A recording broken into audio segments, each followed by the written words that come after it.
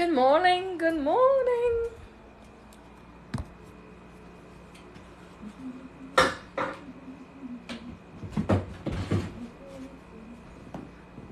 Bob, good morning. How you doing? Let's make some pancakes this morning.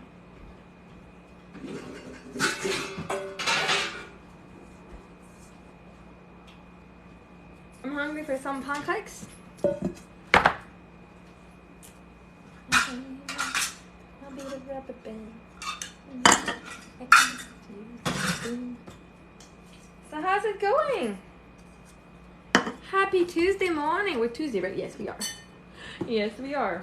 I'm gonna make some pancakes. Usually I make a full batch. I'm gonna make half of a batch. So half a cup of flour. Oh, half a cup of flour.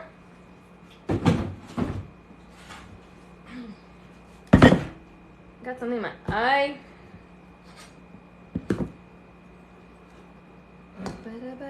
I'm gonna put 2 spoons of sugar. Shall I put 2 big spoons of sugar? Hey Merv, good morning. I'm gonna go with milk. We can use water too.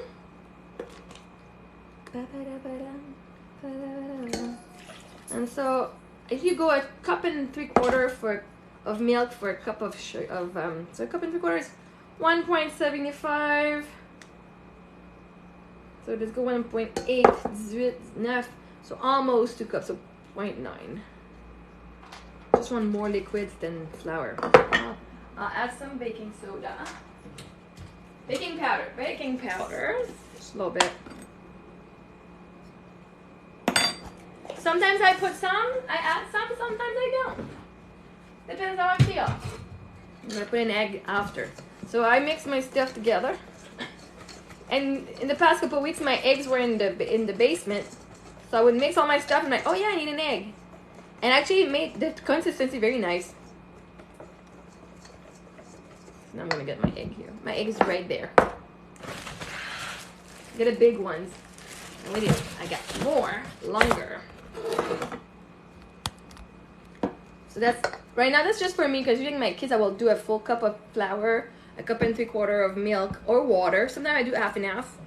A 1/4 teaspoon of baking powder, then an egg. Oh, 2 spoons of sugars. Sugar. And 1 egg. I do 1 egg no matter what. So, well, if you want more yellowish in there, you can put 2 eggs. And like this weekend, what we did, we actually put some food coloring in it. Oh, that looks good. Look at this. Pancakes. I'm hungry. Been up for over 2 hours. It's almost like over 2 hours and I haven't eaten.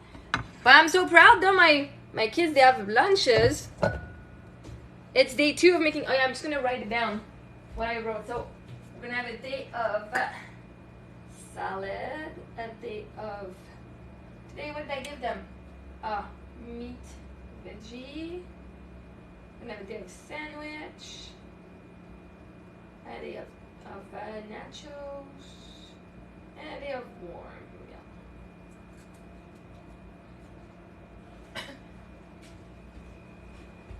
You wish you didn't have to work?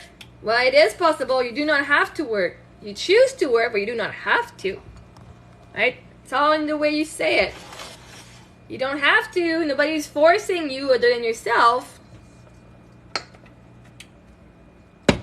And since all realities exist, you don't have to go. You can actually quit your job. You don't have to quit your job. You can just not go today. But you can also, there's a reality you can manifest not having to go to work. But again, now that I wish I didn't have to work. Instead of saying this, how about I say, I wish I had a work that's fulfilling and fun. The only reason you don't want to work is because it's boring and you're bored and you don't like it. Find something that's so much fun. That's your dream job. You'd be like, yeah, I'm up at 6 in the morning. I'm there. You can't count on me because I love it. But, so I wish I didn't have to work. Your wish is granted. You don't have to. You choose to do. That's the difference. We choose to do something. You don't have to do anything. That's because you don't feel safe that the universe is providing for you. But again, no job is financially safe. Any job can fire you anytime. The only reason I feel safe is because you feel safe. But they can fire you anytime. They can close anytime. They can shut down. They can, right? They can go bankrupt. We don't know. So it is not even a financial security. It feels like it, but it's an emotion that you're giving yourself. But the truth is, once you start feeling safe within yourself, it won't matter. You can feel safe no matter where you work. But she just said, I wish I didn't have to work.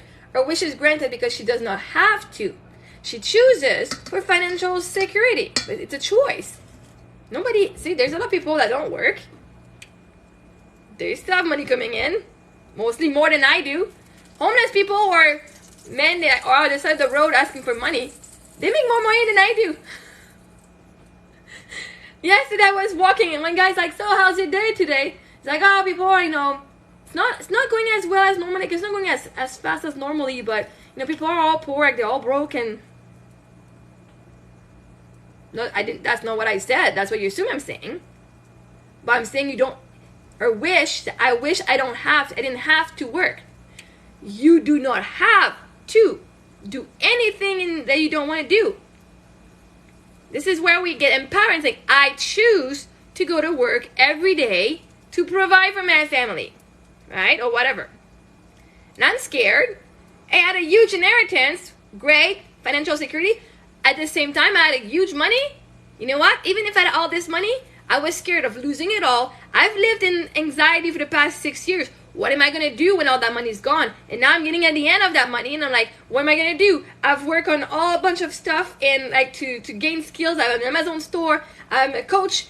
These things have not paid off yet. I even spent more money. No. Because now I'm saying in the universe, I don't believe in my own shit. I don't believe in my own business. That is my job. I'm here. This is one part. I'm telling the universe, I am actually so abundant that I don't even have one job. I got so many. I got my Amazon store. I'm a coach. I do acting and modeling, which yesterday I did get a modeling gig yesterday, which was fun. I'm like, yeah. And I'm on TikTok here. Right? So I'm not telling the universe, how to send me money. I'm receiving money from the government because I'm a mom, so I pay for my kids' stuff. Right? The how is a surprise. But this is what, when you work on, I feel, because it's just a feeling. You can have $1 million and still feel unsafe. Because now, it feels like, oh my God, I'm going to even like be ashamed because now I didn't use that money properly. Or, according to other people. And I'm like, you know what? I deserve to use that money that way. But, because people say, I have to do this. I have to do my laundry. You don't have to. You actually can go out. Just when you come back, you will have laundry to do. You do not have to do it, but you choose to do it because you enjoy having... No, but now I already had 3 buildings. I already had 3 houses before. But I sold them all because one was in Ontario. I was not going to do anything with it. One had we had a duplex before my husband passed away with his sister. And so at the end when he passed away, we sold it because his sister was living in it. But they wanted to move. I'm like, well, we can just rent it. But there was so much renovation. I didn't want to get into it. His sister didn't want to get into it. So we just sold the place. And that 4,000 square feet house that I had, it would have costed me almost $3,000 just to put it to code. And that house was my father-in-law that built it. And like, I even asked him to repair it. He repaired the foundation. It was still leaking. I'm like, I'm not going down that route. It was a beautiful spot. It was an amazing spot to rent, like especially touristic wise. But I'm like, I'm not spending $300,000 of my capital for this house. Like, no way. Like, so I sold the house. And I'm very happy I'm renting right now. This house is I'm renting. Yes, I have to move by October, but I've been here for 2.5 years. And I know the universe is moving me somewhere else, and I'm excited about it. Yeah, but now I don't have any more of this. I am financially stable because I tell the universe I am. I'm receiving money here and there. I always have more than enough. I always have what I need when I need it. Maybe I don't have $1 million in my bank account, But there's always a surprise money. It's like, ooh, today you're receiving a $5,000 refund. I had a $10,000 that just showed up out of nowhere. I was like, oh yeah, just by the way, you're part of this here. You can use this pension plan, you can take it out or not. I'm like, oh, wow. I received $1,000 from a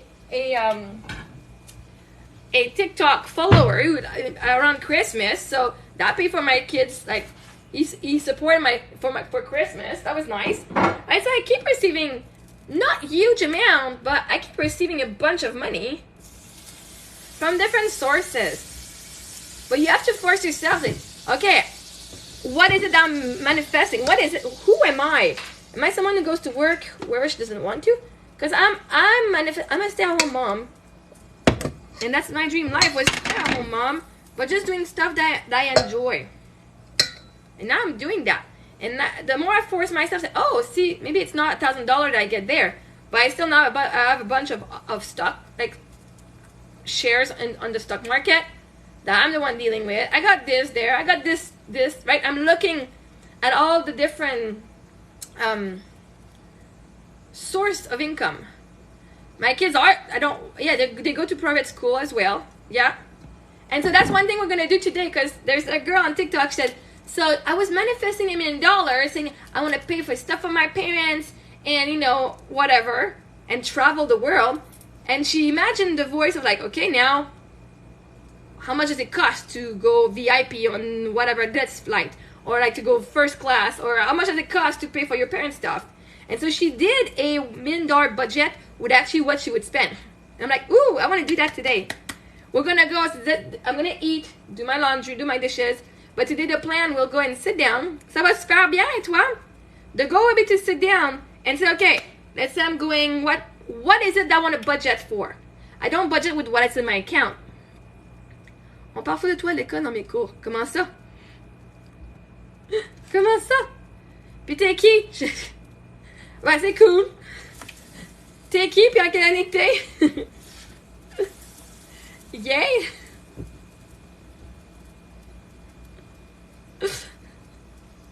Passe une belle journée aussi. Bon, ben, on parle de moi dans les places que je ne connais pas. Donc, super. Parlez de moi, j'ai des belles affaires à dire. Je la prends comme un compliment.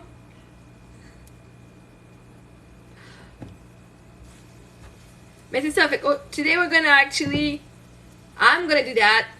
Instead of saying, okay, I got $10,000 in my bank account, what can I do with that? No, the universe is like, okay, I'm giving you whatever you want. What do you want? And I'll bring the money for it. So let's put a dollar price. It might actually be cheaper than what we're expecting. But let's do this today, this budget. If I want to buy, I was looking at the houses. And around, I brought my girls to the summer camp. And one of the neighborhood. I'm like, oh, that's a very nice neighborhood if I stay in the area. Or at least the kind of houses, the kind of neighborhood. I'm like, I like that. And I was like, okay, well, let's see how much. I'm like, this is the house I want. This is the kind of house I want. I don't want a $125,000 house, because that's what my husband got us in Timmins. We would have been able to have a $400,000 house. Like, oh, but, you know, we don't need to spend it all. God, I wanted to have a nice, beautiful house, not a shitty house. It was a shitty house. I'm sorry, it was a shitty house. It was so cheap. God, it was cheap. Bless his soul, but fuck, it was cheap. God. Ugh. I said, no, I want this big house. Or even bigger. I want something like this. That is well done, not one that has a lot of this cachet. I can afford everything. Why are you asking me if I can afford it? I don't know how much the house is. I'm making pancakes. From now on here, we speak that we can afford everything. We just choose not to buy it yet. That's the only reason we're not getting it, is because we choose not to. We have other priorities at the moment. Because the day I buy that house, of course I can afford it. The day I sign the papers, because I can afford it. So now, we speak that we can afford everything. That's the abundant mindset. You speak as the version that you want to be. So, it will approve it when I'm ready. When I'm ready, I will be approved, yes. Again, it all means the same thing. Right now, you're like, well, right now your bank account's not showing that. right? You're saying, oh, right now, but doesn't matter. Can you afford it? Can the bank? Is the same? You're asking the same thing in different ways. I'm getting a house. Doesn't matter the how. Doesn't matter how the house will be approved, but I'm getting a house. I'm getting a house, and I will not tell the universe how it can give me a house. I'm moving, but I'll still come here for sure. I'm excited. I'm moving. That's exciting. But yeah, obviously, but yeah, but that's why I'm teaching this, because I had the same. Yeah, but your bank account doesn't show you that, right? That I used to be. This is why I'm like, but what am I manifesting that won't get approved? No, whatever. When I'm ready, right? At one point, to live here, I would have been like, can you afford to be here? When I was in Northern Ontario, I was like, eh. But see, now I live here. Because at one point, things changed. When I'm ready to be here, the universe made sure I was ready to be here, right? Oh, they're fine. You manifest whatever you want. But I think by me being the example, one day you'll be like, oh, what is it that I truly desire? Right? Because you have to believe in the unseen. Because you don't see it does not mean, right? Do you own a house right now? I know the dance show. I still don't have the key. I still don't have the thing, but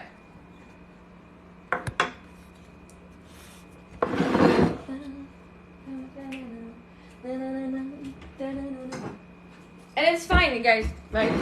For me, it's just like those who want to change and manifest their dream life, and honest, like if your dream life, you're having a life right now, like oh yeah, because you have to believe in the unseen. At one point, I didn't even think I could afford being here, and here I am, right?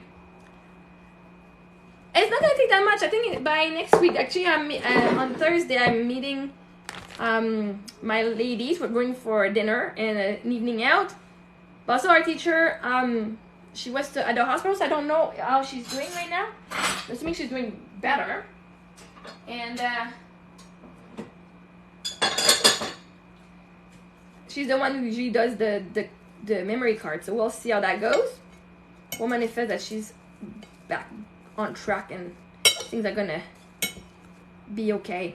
I'm gonna put some Nutella on my toes, on my. I didn't hear any bad news, so she's taken care of. Right, we'll go with that. She was at the hospital and now she's taken care of.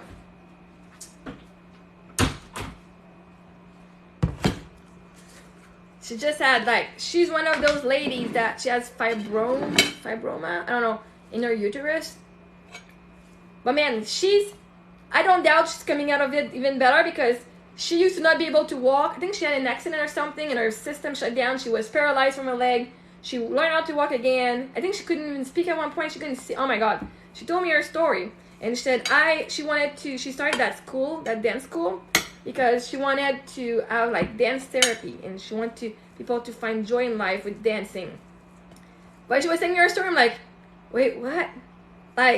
All of this and you're still alive, man. That shows that you are very well protected by God. Doesn't matter, you're protected, and so now it doesn't matter what's gonna happen to her.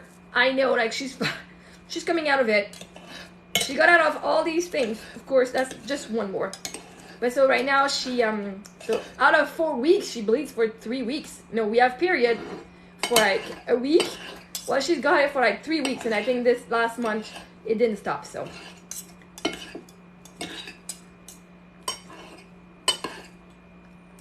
So we're sending her. Of course, they're taking care of that. She might actually have her surgery faster. She was supposed to have a surgery, but she was on a waiting list. Oh God, it's awful.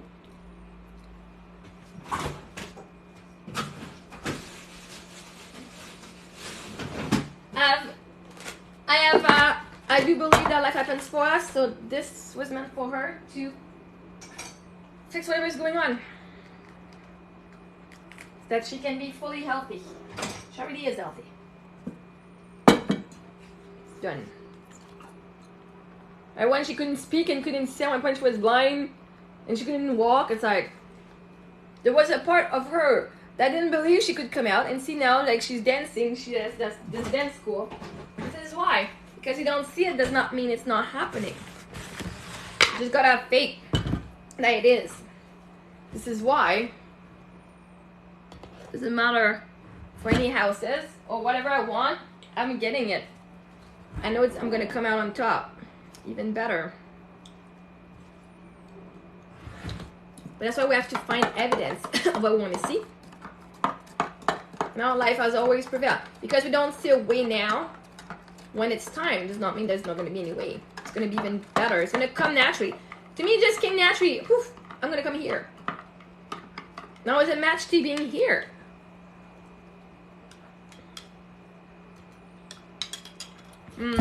Oh.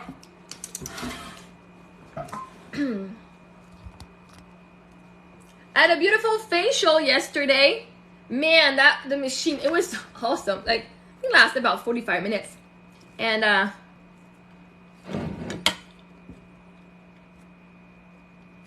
like, I'm manifesting to be taken care of, right? And caring for me and just not looking better, but it's just like being cared for. And so I attracted, there was again, what's meant for you cannot pass you by, which is awesome. It's really awesome. I don't go often on Facebook, and there's a group for models, because I'm a model too, so I'm on this Facebook group. It's a closed group, and I go on there once in a while. I think I was looking for a makeup artist for a dance show. And then I'm seeing, oh, looking for a model for a spa. No, we don't pay you, but we exchange, like we give you a service, like a treatment. And so I'm like, oh, let me just give my name. And within a couple of days, I was, called back. And so this is what I went and did yesterday. So I received an Hydra facial at Bea Spa. They're in Laval. They're opening on July 6th. They're still closed right now. So yesterday, she had a bunch of ladies who were watching how she used the machine. While I was getting my face, it was fun. It's not one of those cocooning like facial. That one is a machine and has all the products, and she would like cleanse, and it has a little vacuum, so it has a little head, like, and she changes the tip, and then like she does like whatever cleansing, and then there's a little soap thing. Then it has a vacuum, so actually there was one of the part was a scrub, and she just inserted in the machine. So I had a scrub, then there was a peel, then there was extraction, and it goes, and like she's like going in there, and what's like, it's so satisfying to hear, because I know I had a lot of blackheads, and she's like, oh, so there's inflammation here, like my skin was very reactive, and in the end, like there was a UV light treatment for 15 minutes. I was just under bright light, like man, it was so bright, holy shit. But after a while, I got used to it. But I even had goggles, little black goggles, like for when you go in for tanning stuff. But they were black and completely dark. I could still see, like, it was so bright. I'm like, ah. But at the end, when she was done, she showed me they have a little bowl, like a little container, a little glass bowl in the back of the machine, because I mean when the suction comes, it has to go somewhere, right? So it ends up in this little jar, and then there's a light with the jar. So she's showing me like the bottom part is like the fat stuff from my skin, and then like she puts the light on so you can actually see, and we're swirling it and looking at it, and you can see all like the gunk. I think it's called a gunky or something, or I don't know, like, but it's all the gunk from your skin. So you can see all the little blackheads floating in that water. You can see the oil patches, and you can see the dry skin floating around. It's like, it's not that gross, but when you're like, oh, this is gross in a way, I'm like, this is so satisfying to see. Like, this is fucking disgusting, but man, I was on my skin. It was so nice. And the lady, she's like, when she was doing this, because she has to change the tip depending on the treatment she's doing. And she said, see, like, she's like, do you wear makeup? Like, did you have any foundation? Like, or is your moisturizer, does it have like a tint to it? I'm like, no. She's like, this is like, girl, she was showing it to girls, like, see, now the tip is all clogged up from dead skin. That's her dead skin there. She's like, she was saying, I'm so happy it's you this morning. Right, somebody who has a clean face, you can't see this stuff. I was perfect for her. Me and my gunky face, we were perfect for her. It was so satisfying for her.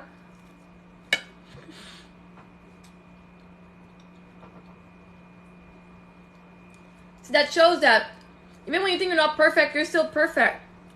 For the people in front of you, you're perfect. For whatever reason, they're the only one who knows that you're perfect for their reason. Right? It was perfect for her that I had this kind of skin. So I didn't feel ashamed, like, oh my god, I don't... No.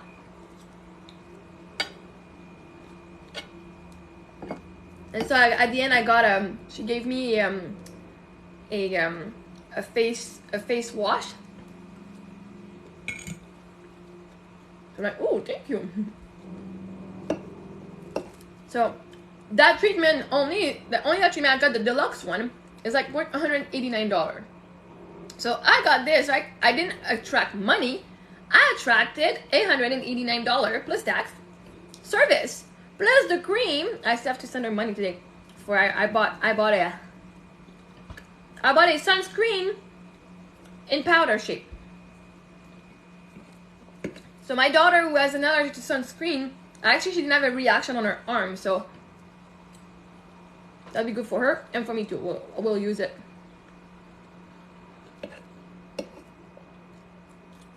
Oh yes, I do have to send her money.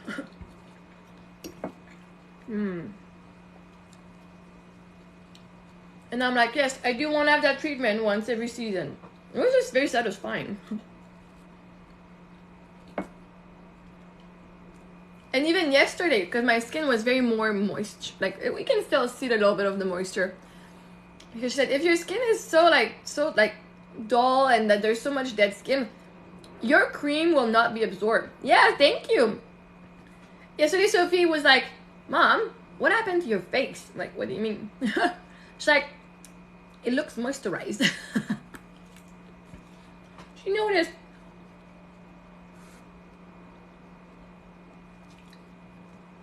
Like it definitely looks more glowing.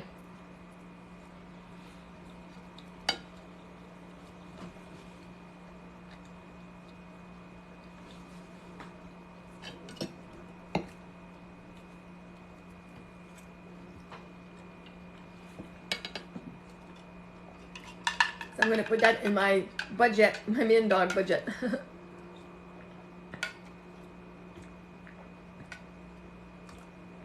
Since I'm saying, oh, I got this coming, I can afford it. No, oh, I got this. I'm gonna have that much money coming in. Nice. And more. Nice.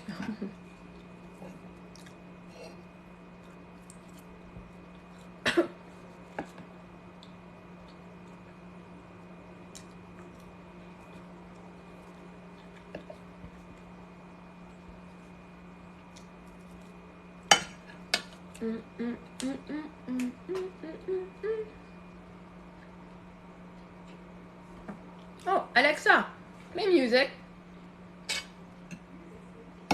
I am not on Instagram. I can put music on. On Instagram, last week I did a live, and it's like pausing me. You can't have music. No, we're gonna have to shut down your live. Okay. So I'm glad to be back on TikTok. Not very loud, but.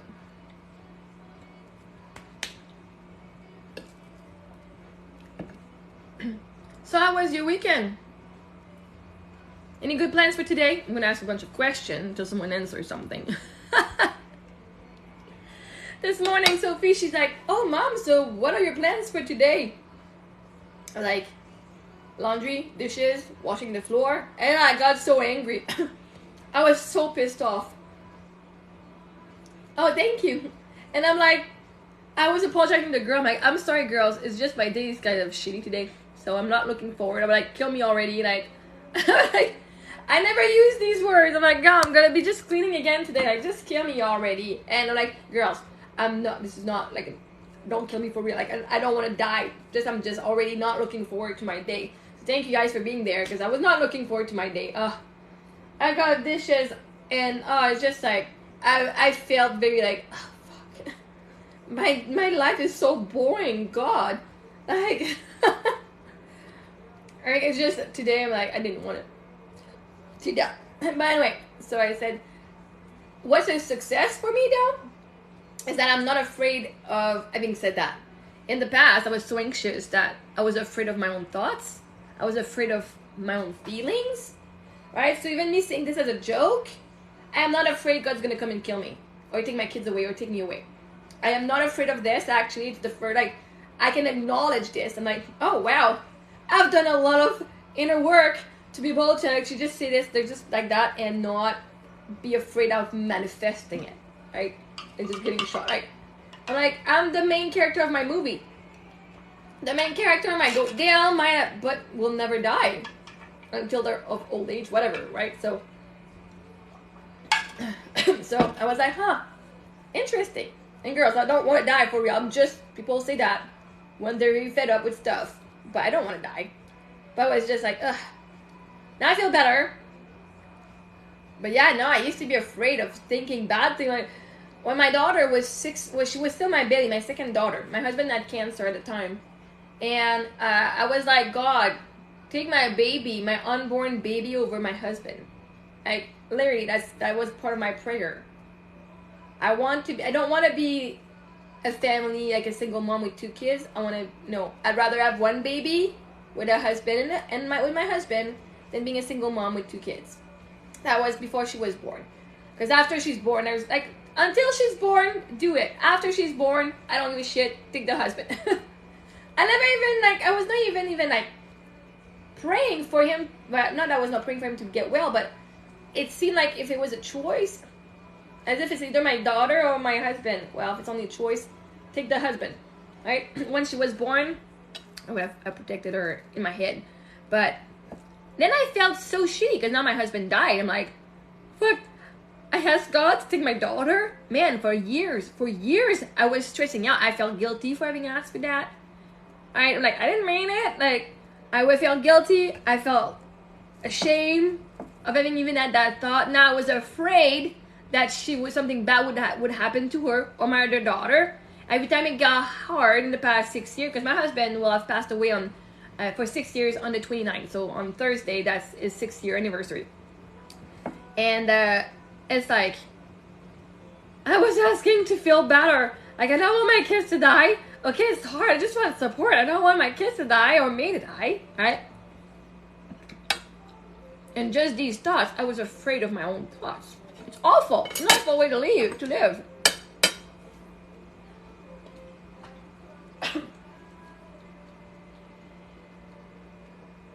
Like, I used to be afraid of hearing the name of diseases. Especially with cancer. At one point, like my husband had muscle cancer.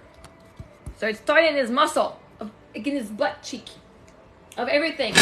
So now, like, and then it went in his psoas muscle, and then it went into his lymph nodes, in the groin area, then it went in his lymph node here, and then the spine. But man, after his passing, I never worried. My mom had cancer. I had a bunch of aunts had cancer. I never worried for my own life when my mom had cancer. Like, not worried about me. But my husband is not even part, like, we're not even physically, we're not even from the same family. And I was afraid. I'm like, okay, well, now I didn't even know that existed. I'm like, I have pain here, and I had a lot of pain in my shoulder and neck at the beginning. Oh, for many years. Actually, this is like, I'm feeling it, like, oh, this is so nice and soft, actually. But I used to be, like, so tense and so much pain that actually I went to the hospital one day. I'm like, okay, I think I have cancer. Like, it's so painful. Like, and my husband, like, his butt had grown like the size of 2 bricks of butter, because his tumor was the size of 2 bricks of butter. And so, like, me in my own head, like, I'm like, fuck, mom, I'm dying. And now, when my husband was sick, I did a lot of I created a lot of souvenirs for my kids and myself. So we did a lot of videos. We did a lot of, I went to write cards and, like, take as many pictures and videos as we could to remember these days. And so they have a lot, like, we have a video for their wedding. He has a little, like, he picked the girls a little white dress to do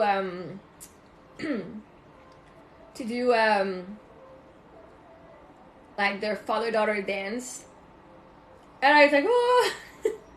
So when they're gonna get married, pourquoi je parle anglais? Parce que j'ai plein de monde qui parle anglais. Pour ça. And so what happened? So now, like, I know when they're gonna get married, I'm gonna ask them if they want it. It doesn't mean they want it, but at least they have it, right? They have that safety of like, if they want the video of them dancing with their biological dad, they have one when they were a baby. Like, oh, my youngest, she was 6 months old, right, when he passed away. So we have that little video. It's so cute. I guess it's really cute. Very sad, like, because you know he's not there, right? But we did all these souvenirs. So when he passed away, I was like, oh my god, I'm making a bunch of souvenirs with my kids. Am I dying? I'm going on trips, right? Now I was like, I've never gone too much on trips before. Like, we did go on a couple of trips, but like, now we went to Disneyland, like to Disney World. We did a couple of things that I wanted to do when I was a kid. And it's like, now I'm living my dreams. Am I dying? I was so afraid because I was living my dreams that I was dying. Right? The only example I have of people living their dreams and going freely is when something bad is happening. My husband's dying. Well, we don't need to. We don't care. We're going to have an insurance, life insurance when I pass. So let's just spend money because, you know, you're dying. So let's make the best out of this. Let's do as much as souvenirs as we can because you're dying. Let's go places that you wanted to go because you're dying, right? So after his passing, when it was me doing stuff just because I wanted to do them, I'm like, my brain was like, you're dying. I must be dying. Something, right? For me to actually go and live my dream, I must be dying. And it happened for many years. This is how I lived. Like for at least 3-4 years. Like this is recent of being able to feel safe in my body. That because I'm in pain, it's just emotion. Okay, now that's why I became a coach. I teach about emotions. And now I have this big Bible that's called Metaphysical Anatomy by the Rose that says, oh, here are the emotions that most people live when they have that disease or something. So in the past, instead of saying, oh my God, I'm hearing the word cancer, I must have cancer. I'm hearing this disease, I must have it. I can feel it. Like, was I hypochondriac? Maybe a little bit. You know, I was not like, I definitely was anxious. Like anxiety was, as a kid, I used to wake up in the morning. My dad worked in the mine, still works in the mine. But he was a miner, and I would wake up in the morning just to tell him have a good day and that I loved him because he would wake up at 5 and then leave so that we took care of us to get on the bus. But good night, have a good day, I love you, because I was afraid he would get squished by a rock. And for most of my childhood, I woke up stressed, and I would go to bed, give my dad a kiss and hug, saying how much I loved him. Because I was afraid maybe he wouldn't wake up, or that I wouldn't wake up, or that, I don't know, right? And every time I would leave, I would cry because I'm like, if I went on a trip, what if it's the last time I see them? Like, seriously, this is how I live my life. Day in and out. Like, it's awful. And then my parents were divorced, so I would leave to go with my dad. What if it's the last time I saw my mom? And I would go the next week with my dad. Was it the last time I see my dad? Like, it's just like, it was an awful way of living.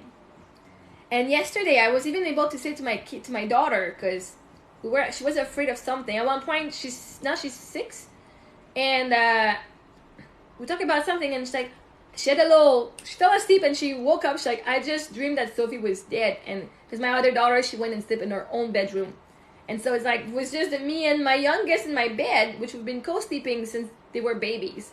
So Sophie is now just transitioning in her own bedroom, in her own bed by herself. She still came back in the middle of the night, which I'm like, thank you. But, and I'm like, you know what? Those are fears, right? I don't want you to die, and I don't want your sister to die either. And I was, you know, having my emotion. And I said, those are fears. And as a reminder for me, but also to teach her. I said, all my life, I woke up in the morning, I lived thinking it was the last time, and see, Papu is still alive today. I never worried that much about my mom. She passed away 12 years ago. But I never worried about my mom that much. My dad, yes. And it's funny because now we don't even talk, right? So we talk once or twice a year and that's it. But just to show that my fears, my worst fear at the time, did never happen. Right? So I said, even if we fear, this is just a fear. It's okay to be afraid. Also to remind us of all the evidence of all the stuff that we were afraid of that never happened. But yeah, it's like if I start thinking about that. And then yesterday I started healing another part about denial. Because I watch a lot of TikTok. I'm here all day often, but I also watch a lot of TikTok because in my healing, yeah, I can go see a therapist, which I don't yet. I've went in the past when I feel I really need that extra support. I do go. Honestly, I do go. I'm like, okay, now I think I can handle it with someone who could ask me question but I do believe the universe always brings me what I need when I need it.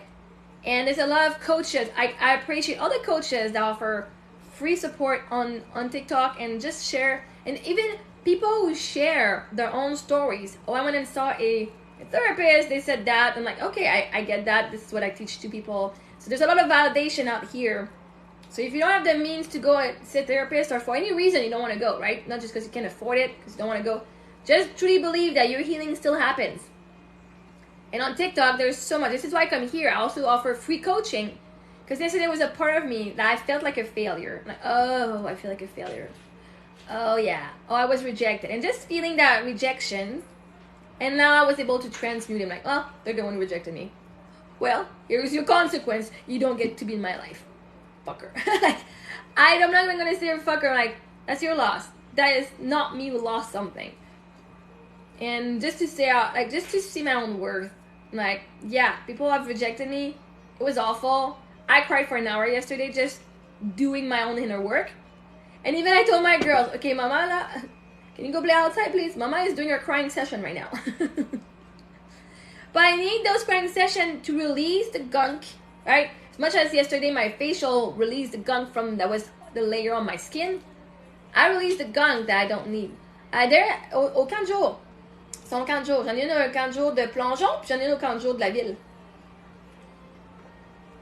Fait que c'était intéressant. Hier avec le smog, ma plus jeune, ils n'ont pas été à la piscine, ils n'ont pas été dehors parce qu'il ne fait pas être dehors là. Mais ouais, l'autre a eu bien du fun. Elle dit, maman, je me suis fait un demi-chum. Tellement cute là.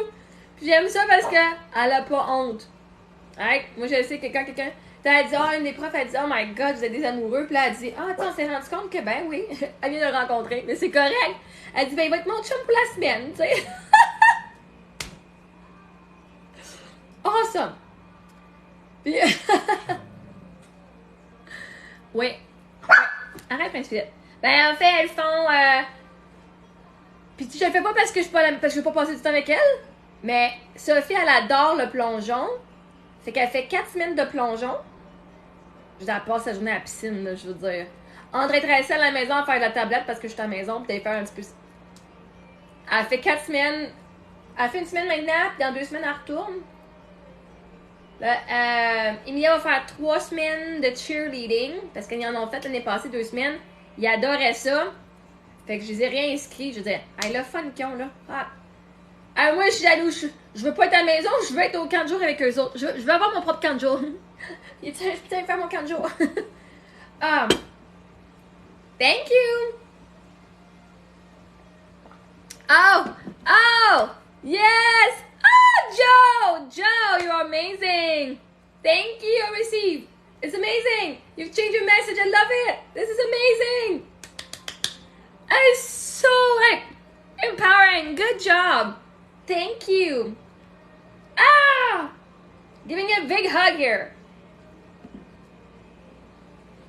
Look at you go. I'm so excited. I'm like, yeah, look at you go. God, Joe, you're awesome.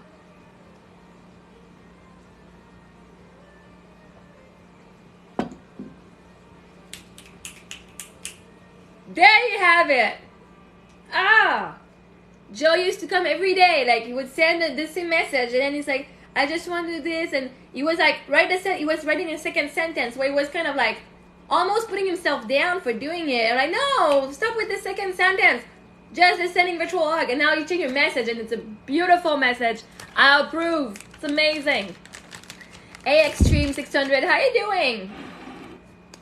Yes, I'm screaming. I'm excited.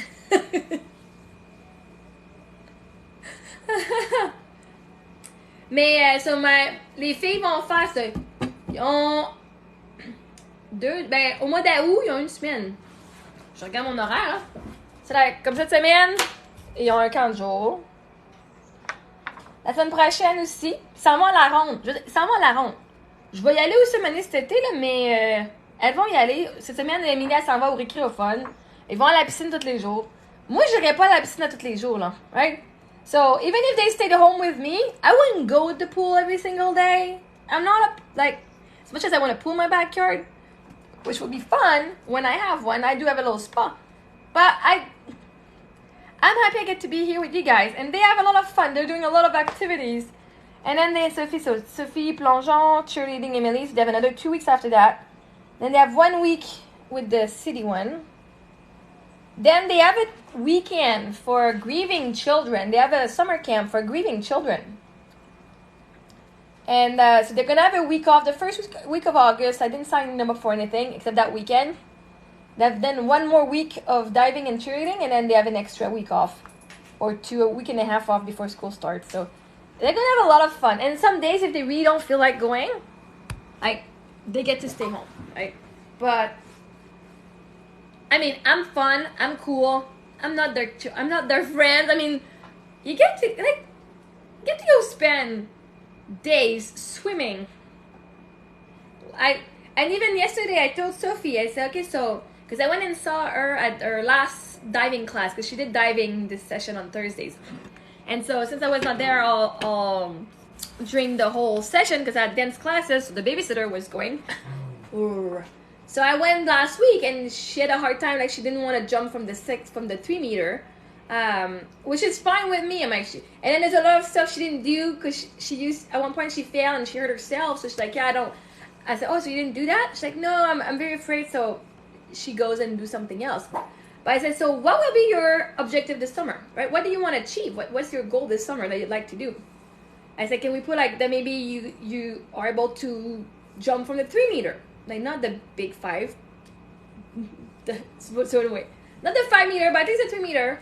She's like, oh yeah, because she's afraid of just even walking on it, but she can walk on it and come back. I said, well, this is good. You can walk on it, check, and then go back, and one day you'll be ready. But you know what they did yesterday? We just said that, and yesterday she said, my teacher, we were on a 3 meter board. She held me by my arm, like she lowered in the 3 meter board. And she just dropped her, right? So instead, like this is a diving board. So Sophie, instead of jumping from here, she was hanging from here. And so technically, like, it's still like whatever size she is, less for her. And then our teacher just dropped her. So I'm like, see, that's a success. That's an extra step. No, she didn't jump herself from the 3 meter board, but she still went from the 3 meter board into the water. So I was so proud. I see you were able to do that. That's awesome. That's great that the teacher even thought about that. I was so proud. Like, see, we already gave you an objective. You're already like getting it. So she's like, today I think I'm going to do that again. And I'm sure it won't be long until she starts jumping from the 3 meter by herself. Which is awesome.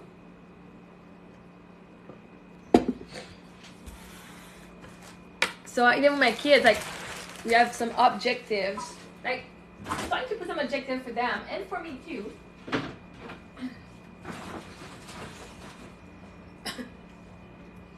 I'm blue.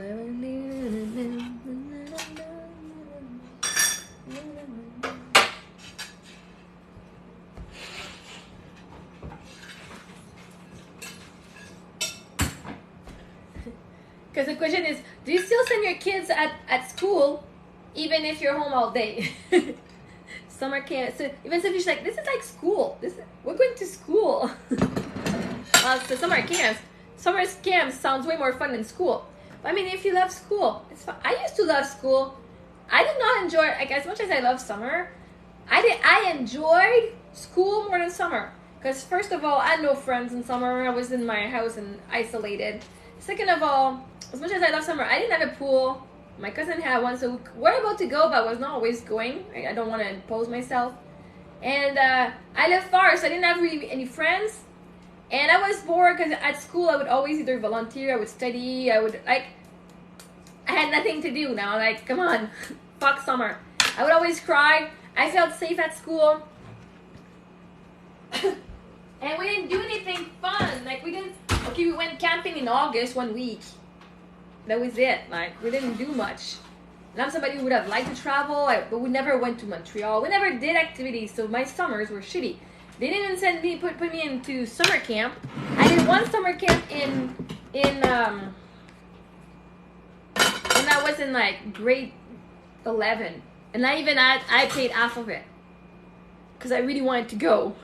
I not only did I won, like I didn't win the whole thing, but I won half. Like I could pay half price. My parents had said no. Hey, thank you, and so I said I'm gonna pay for half of it, and then they agreed with that. So like this is why I send my kids there because it's so much fun. I used to be also a counselor for one summer that I worked. I did summer camp where I was one of the monitor. It's so much fun, guys. I don't know why kids would want to stay home with their parents while the parents are working. And this year, I didn't plan any trips. This year, usually I always want to leave and I always want to go on a trip and stuff. This year, I say, you know what? Not this year. I'm going to spend that money on summer camp. You get to make friends in the area. You get to make more friends, right? It's fun. Last year we went to Los Angeles. We did 2 weeks in Los Angeles. So 1 week for a acting. They had an acting convention, acting and modeling convention, and we stayed the whole week. And we went to Disney World, to Disneyland, and Universal. It was fun. For 2 weeks, it was great. So we also had a good summer. But this summer, I said, you know what? Let's do something different. Let's stay here. Let's sign you up in a bunch of activities that are fun. Because I did do cheerleading last year and horse riding camp. But this year I signed them up for this and I said, we're not going anywhere. If anything, it will be a last minute trip. Not because we don't have the funds, but just because I enjoy. There's so much good things in our town. There's so much good programs that, and the weather is so nice. I don't need to escape. Like I don't want to. I'm not even like wanting to leave right now. It's like, no, I'm enjoying where I am. Oftentimes, like I want to travel. Like I feel like I'm missing out. I want to go and travel. We've already done Disney like so many times, like 2-3 times. We've even done a Disney cruise, which is fun. But I've already done it. So now I'm like, okay, how many times can we see the princess? Right? How many times am I gonna go see the princess? How many times? And we don't do big roller coasters. So even at Universal. When we went in April, because at the school my kids go, and again, that's the beauty of the school I'm sending them. They have a week off in November. Like their primary, like they kindergarten in grade 2. Now they're gonna go in grade 1 and grade 3. They have a week off in November, the 2 weeks at Christmas, a week in February, March, and a week in April, and then the 2 months of school, like of summer. So I don't need to just go when it's like summer or Christmas. I can actually, they have a week off in November if I want to take it off in November. Or we can go in February or in April. So this year, it was like end of February, beginning of March. We stayed home. I said, we're going to go somewhere in April. So in April, we went to Orlando. Right? But it's great because I can choose, like I have more options of when to travel. I love this school. Honestly, I love this school. I love the schedule. I love all of it. The freedom that they have, like, and they have at least a day off every month for a PD, if not 2. Like sometimes it's 2. There's just like so much freedom that I don't have to take like, well, we're gonna take off a week when you go to school because they already have all these options. So I'm like, this is amazing. This is the best.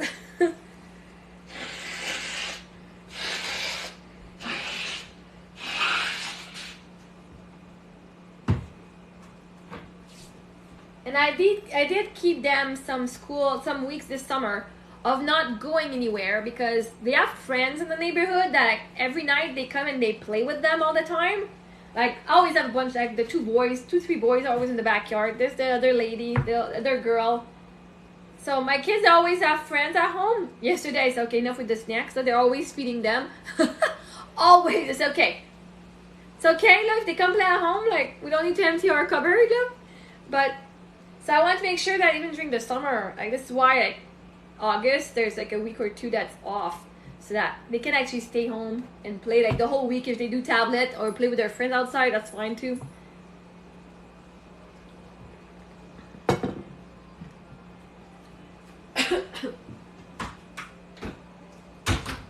So now I'm gonna do my dishes because I got a lot of dishes to do. A lot. It's not gonna be too long though. I think that's 2 days worth of dishes. I do not have a dishwasher in this house.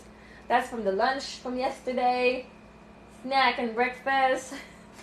But before I do that, I'm gonna go put them. Hey, bonjour, Rider! I'm gonna go put the laundry in the dryer. Because then that way, while I do this is drying.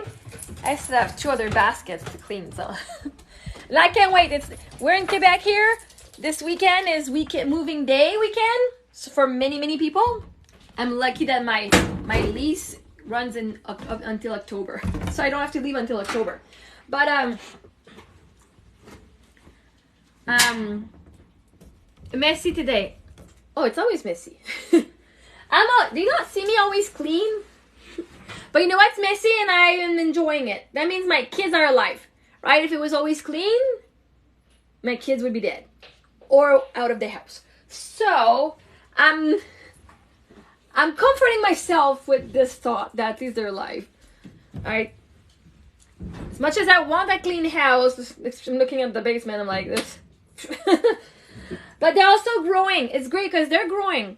And some days they're like, their room is getting a little cleaner. And I've been teaching them a bunch of stuff, like how to take care of their makeup brushes and stuff. And they don't do it. And now they start using my stuff. I'm like, this weekend, I'm like, oh yeah, no. I bought you all a kit of makeup brushes and good ones too. You're going to take care of them. You're going to clean them if you want them. You're not going to come and use my stuff. They each have their own stuff. Now if you want, you're going to have to, don't come and use my stuff to make it dirty. If you're using mine because your stuff is dirty, well, we're just going to clean it. But I'm teaching them that. And now, like, even though I repeated myself for so long, but they're starting to get it. And if I don't push anything, like Sophie, like, she's so organized. I don't know what's going on, but maybe it's just my vibration that I'm not organized in my head, but she's organized. Like, right now our drawers are not organized, but the other day, when she packs her own suitcase, when she makes her own snacks, she makes, I'm getting inspired by her. She made a little bento box. The other day she was going to the babysitter when I had my dance class. And she said, oh, I'm too shy to ask for snacks. I'm going to bring my own snack. She used this. She put a little container of peanut butter. Here was like crumble cookies. She immediately had something similar. She had like some applesauce in this one. Some jujubes in that one. Another peanut butter. So she made a little bento box of snack. A little buffet. To go to over there. So you can ask them for snack too, right? Just new. But our suitcases, I said, as long as you have all of this to pack. And she's like, is she rolling them? I think she rolls her clothes. It's all like, all her underwear is all there. Everything like is so like super neat. And I don't know, in one of her drawer, I won't open her drawer and show it to you guys. No, it's still her drawer. But I open it and she has like all her little painting stuff and her little makeup stuff and everything is like so organized. And when she does make her bed though, our bed looks fantastic. So I'm like, but what does it look like this all over the house? Like I clean it. But when she does it on her own, it is so neat. So yeah, it's messy, but I'm enjoying the mess. Like I had to learn to love the mess. It's a masterpiece. I call that a masterpiece. I used to say, I'm a mess, and I used to hate that I was a mess. Man, I used to hate that I was a mess. I used to be the girl who was on top of everything, like on everything. I still am on top of a lot, but now I'm just, giving myself a break and I have some compassion for myself. It's like, it's okay if it's not done. It's okay. Does not mean you're a failure. Does not make you less than good enough. You're still a goddess, even if your house is gross. Right? So I had to, because otherwise I would just not do it anyway, but then feel bad about it. If you're not going to do it, find a way to feel good about not doing it. Because you're not going to do it anyway if you hit yourself in the head. And now the more I love myself, the more I'm like, okay, well, let's do what I can do. And then actually go from there and do what was just fine. But this is not messy. This is not messy. This is just 2 days of dishes. And I think even I had done, did I do the dishes? No, that's not yesterday. I did the dishes before yesterday. I was busy yesterday, and that means I cooked. Yesterday I actually made rice. I cooked some broccoli. I even made some barbecue. The girls, they cooked, they did some chocolate chip muffins, and they had their lunch. All year, this year for school, I said, I hate making lunch. There's no fucking way I'm making lunch. I paid for the warm lunches at school this year. I would make them snacks because we need to bring them snacks. But for me, yeah, it looks gross. But that's a success because yesterday was the first lunch I made all year for a lunchbox, and I was happy with the lunchbox. Right, so we get to see, okay, yeah, it looks good. But I'm like, I actually cooked a meal. For a long time I didn't want to cook, and I actually cooked something that was really delicious yesterday. And just to see all the little successes, right? So this is a success. There was a time I didn't want to cook anything. And so even if I make, like, I made pancakes, I got a bowl of pancakes now of the pancake mix. There's another one that we made pancakes this weekend for the girls. Instead of buying Coras, and right, so where, when you see your mess, where can you actually celebrate yourself for something that you did that you didn't do before? And that's how I go in my life. Oh, like, but not, no. You used to hate doing this, and now you're doing that. I used to hate doing the dishes. And when I had a dishwasher, I used to complain about my dishwasher. Like, fuck, I gotta empty it. Ugh. I love filling up the dishwasher, but emptying it, I just, ugh. So I used to complain, and now what? See, the universe always gives you what you want or better. I hated emptying the dishwasher. Here, you don't even have one this time. You can't complain anymore. Can't complain about it. But what I enjoyed though is, even in my lowest, I could see the dishes was kind of my gauge of how I was doing mentally. Because at one point I would wait until either I didn't have cutlery or cups or little plates before I did my dishes. Because at one point I said, I don't do things because I have to. That's where I have to versus I choose to. Because if I have to, I feel bad. It has a negative energy, like I have to do this. No, I don't have to do anything. I will do what I feel like doing. And by choosing things that felt better, that means if instead of doing my dishes, it was to go outside or to go for a nap or to just go shower, I would do what was the best, what felt the best. The dishes will be done no matter what, because at one point I will not have a choice, right? So I may as well do what's fun. So I would go for a nap, then I had more energy and I would take a shower. Or like just to say, okay, even if my counter, like at my lowest, my counter, and I mean, this is nothing. This is nothing to compare to what I was at my lowest. There would have been dishes on the stove, all of this would be full. And most likely this side would have been full too. Plus a couple dishes on top here as well. So at my lowest, I said, you know what? As long as this is clean, the rest I don't care. So this was all filled, but as long as this was good, that was good enough for me that day. I don't care if people can come and judge me or whatever, but for me, that was a success. Compared to not doing it, just having this part, even if it was just moving shit over here from there to there, right? Even if it's just this I didn't care. This I removed from my vision and said, this is fine. The mess there is fine. As long as this is clean, and I would just wipe it off, then that was satisfying. Because then once you've done this and you're like, oh, I got some energy in doing this, then like, oh, well, I can see maybe some dirty dishes on the table over there. So I would go and pick it up, right? And by doing just a couple of things here and there, what feels satisfying, like, oh, see, this bowl is empty, satisfying, let's remove it. And now you just clear some space there. Still, I just move stuff. But energetically, I got shit done like that by doing one thing at a time that I really wanted to do. And so one day, this was good. I said, well, as long as this is clean and the stove is clean. And then the more, like a couple days later, whenever I felt better, as long as this is done and this, and my minimum was, as long as my house doesn't stink, so that included removing the garbage, right? Because my dog would pee and poo on the floor, so also it was staying the garbage. As long as the garbage was out, my counter, my island top was clear. My garbage bins in the house were empty. and making my bed, like cleaning wise. That was my minimum. I was satisfied with that. I don't need to have a clean floor. I don't need anything else. That's exactly what I would do. And even there's a video, I don't think it's far, it's really far.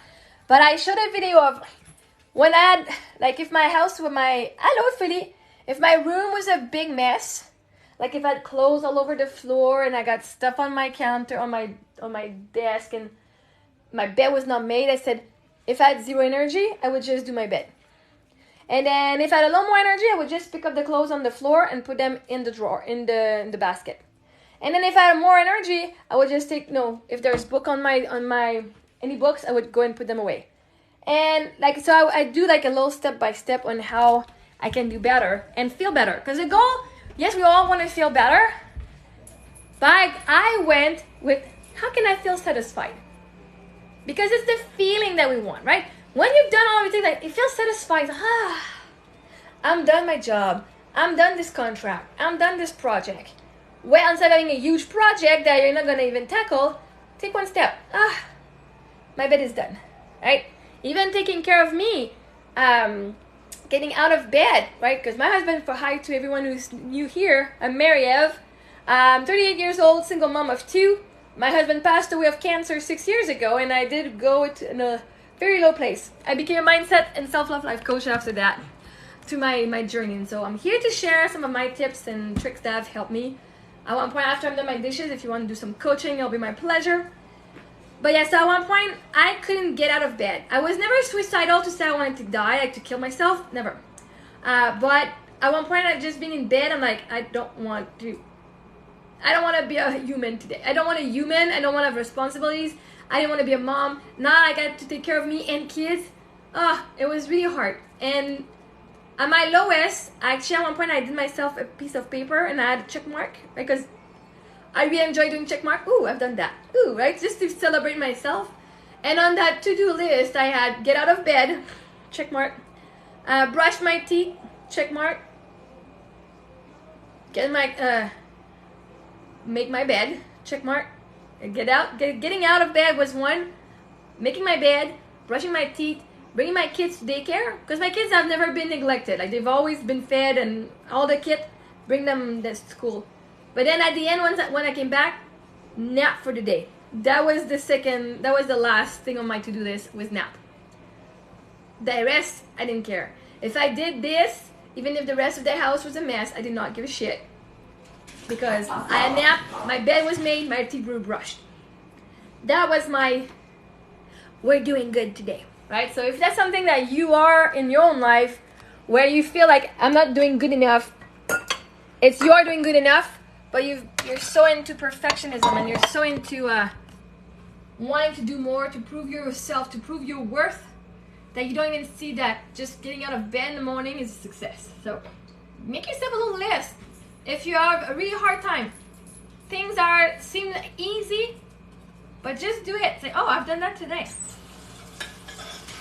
And if you are doing a lot of things, say, what is one more thing you can add that you'd like to do? And by doing this, I was able to say everything I wanted done was already done. Always, always. So instead of saying, oh man, I need to do this by Monday or whatever, by doing what was fun, so I'm doing this. Oh, because that sounds exciting. Do I want to do this or this? Oh, I'm going to go this one. Do I want to do this or this? I'm going to go this one. Even if it was avoiding doing the laundry or whatever. And at one point, I'm like, oh, well, I'm here. May as well just do the dishes while I'm here. Oh, I'm just putting stuff away. May as well fold the laundry while I'm here. Right? So everything still got done because by doing what's fun for you, your motivation is not fear. Your motivation is not shame. You're not in survival mode. Like, oh my God, if I don't do the dishes, my kids are going to be taken away. If I don't, like, when you're in fear, you feel so much stress, and it is not a good motivation. And now you're like on hormones. And so when you're like, oh, I'm doing this because I'm liking it, I feel like, and then you choose to feel good, to do something that feels good. And in the end, doing your laundry will just come, oh, well, I choose to do that. And why did I start doing lives on TikTok? At first, it was to coach people. But there was not too many people who wanted coaching. But then at one point, I said, I got like 12 baskets of laundry to clean. They were all clean, just 12 baskets to fold. The first couple of weeks that I did, like the first time I did a live, like during the day, I think it was here for 4 hours. 4 hours of folding clothes. Of course, when I speak, I go a little slower, and I speak and I fold my clothes and I have more fun. But I was like, to me, doing a live on TikTok has helped me do my dishes, because now instead of being alone, saying like, oh shit, I got all this, I say, hey, you know what? I'm gonna go and talk to people on TikTok. So TikTok has saved me in a way. I can say that. I saved myself, but I chose something that was motivating for me. Having someone's presence. So now I got 79 people. Some days I have like 1, 2 people that shows up.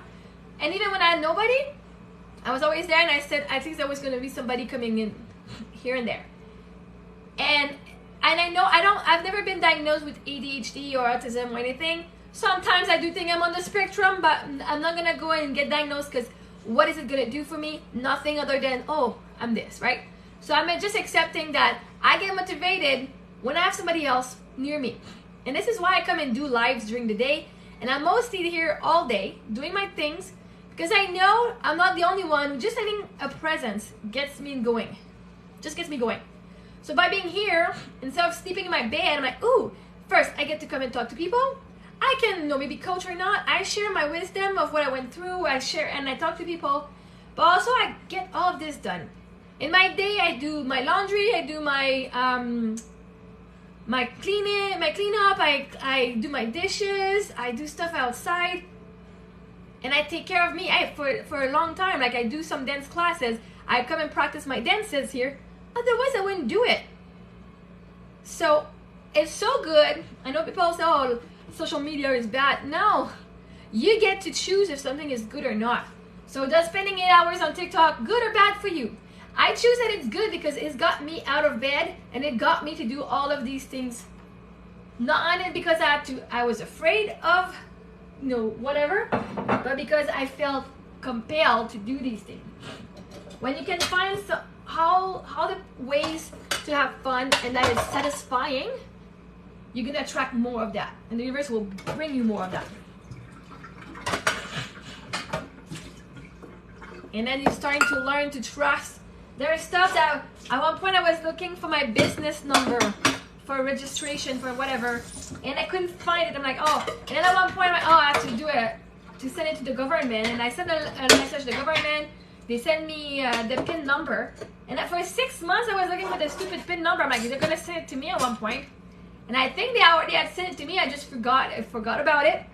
And at one point on TikTok, I went business. I went on the business account, and it said, "Oh, we need your business number." And I'm like, let me go find if I have a paper somewhere. And so I go and check my paper, and as I'm looking to get my business paper, I find another letter behind it that has the PIN number. I'm like, wait, what? Right? I didn't look for it. It found me. When you need what you want, it will come and you'll see it like, oh, I have this right there. What? Right? But I didn't need the number before. I didn't need the PIN number before. But when I needed it, it just found me. I didn't have to do another request. It was there. I'm like, oh, evidence that, and that thing was on my board for like 6 months. So this is why my to-do list, I don't really have a to-do list. Is I go with the first, okay, what do I want to do today? And I do have things I want to do as well, like once in a while. But there's always something like, I know it's going to get done. If it's not today, it's going to get done when it's time. That's why I work on my relationship with my higher self and the universe, knowing I'm never late. I'm never late on my own journey, ever. It's my life. I'm not late on my life.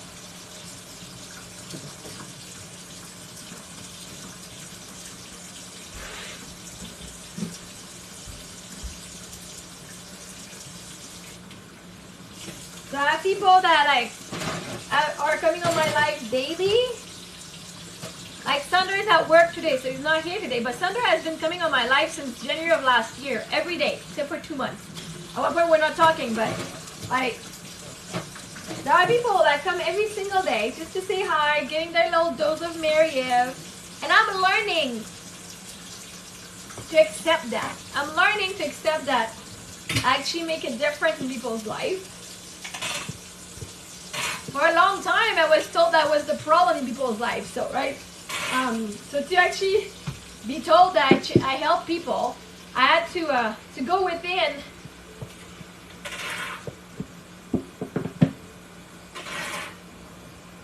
and start seeing my worth. To actually believe people when they give me compliments.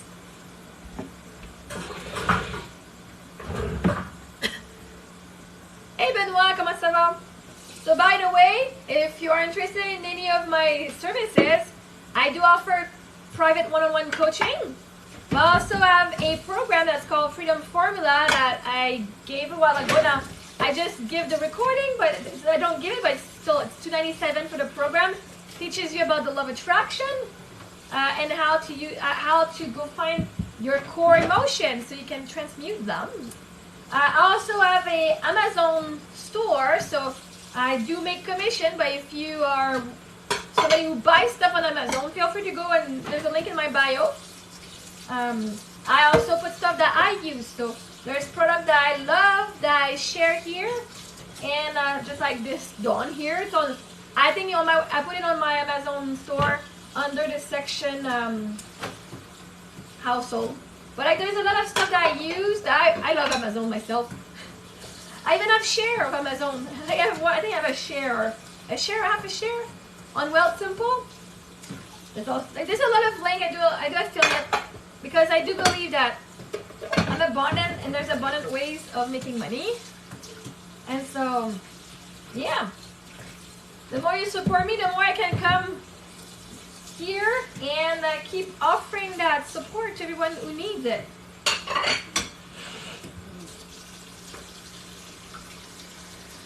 And I'm so proud of me because in the past, I was not comfortable selling my services. I was definitely not comfortable. As much as I know I'm a freaking amazing coach, like people that I work with, they have amazing, like, even sometimes like, how? Like, it's powerful. The instant manifestation that they get is pretty amazing. And the change in them, in themselves, and whatever people are attracting, I blow my mind sometimes. But I know I used to not being able to say, oh yeah, I was like, oh yeah, by the way, I got this, I sell this. Now like, yeah, this is what I offer. I got options for every budget. You can't afford the one-on-one, then you can afford maybe the program, which is like I teach some of the tools that I use in one-on-one. Then you have the tools to do it on your own. And then if not, I also have a podcast. I've not had any new episodes since January, but I have over 50 episodes of a podcast I did last year. I got literally attracted to podcasts in New York. I live in Canada. And New York contacted me to the podcast with them. And in the end, at one point, I even had a billboard on Times Square. I was like, I don't know how that happened. So I was on Broadway on a big billboard. Again, this is to me one of the most magical manifestation that I got because I didn't even know I wanted that. There's a lot of things the universe knows that you'll appreciate, that you'll want, that you're not even aware you want to manifest that. Or your ego will be like, nah, I don't want that, unique, right? Fuck yeah, it was awesome. God, what's up wrong with me?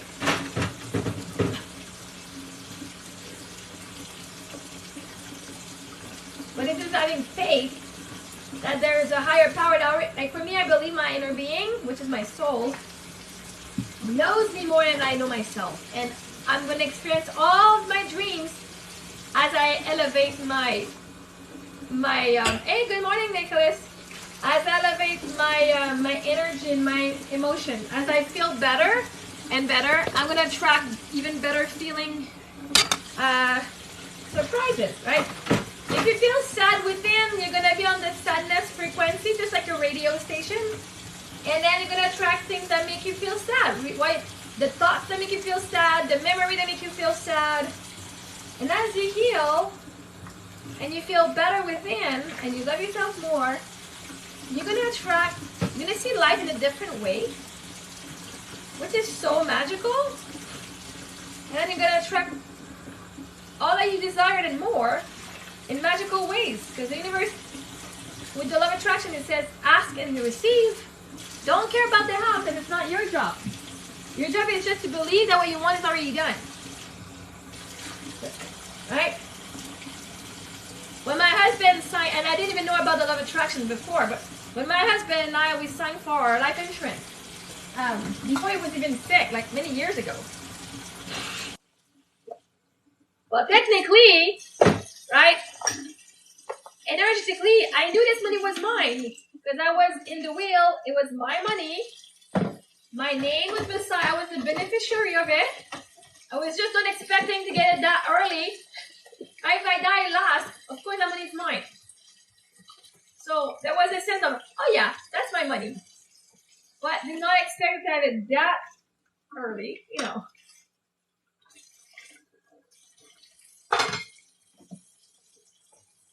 But just because I knew it was that, then I was a match to experiencing it. And I had to work on all the shame and guilt of having a lot of money. Oh God. And then still enjoying my life and being happy with all this abundance. Well, because with them being happy meant my husband is dead and I'm happy with my husband being dead. Like I can see now how life has happened for me. But it's really confusing. It's a very confusing place to be. Like, oh, all my dreams are coming true because you die. This is even today, still sometimes like, but it's true. All my dreams are coming true. But he was part of my dreams for a while, right? He gave me children. That was part of my dreams. So he's part of my dreams. He helped me realize my dreams.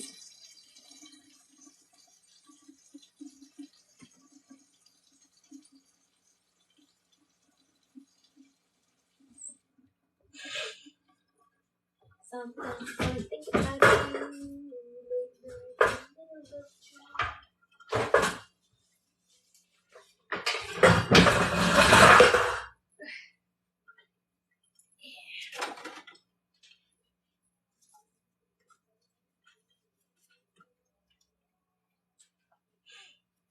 Good for you, you look happy and healthy.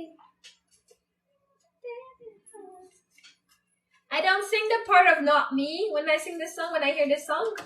Because I am aware that whatever I say creates my reality, right?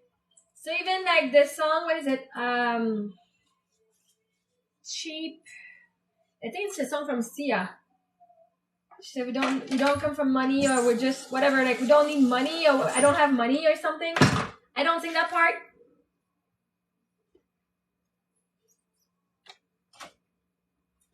Just too aware of what I'm singing, and it's like, oh. And it's funny because when my husband was alive, one of the songs that we love, Taylor Swift and Meghan Trainor, one of the songs that we really enjoyed singing was Blank Space, and the other song was Dear Future Husband.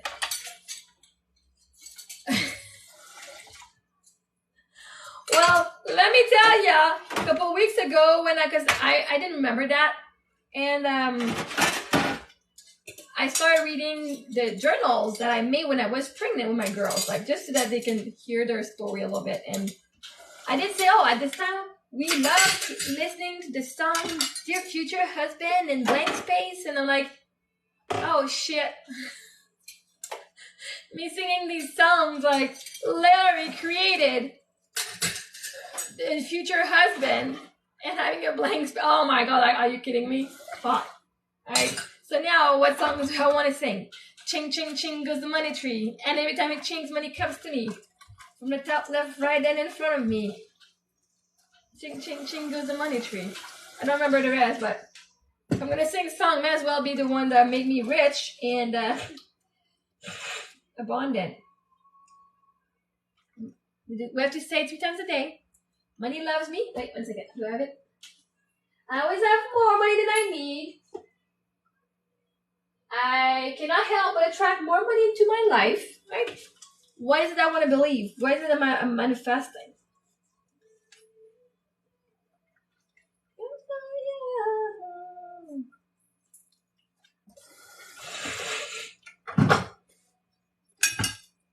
My nose is blocked, but it's not unblocking, so that's why you hear me going until it comes out so I can blow it up.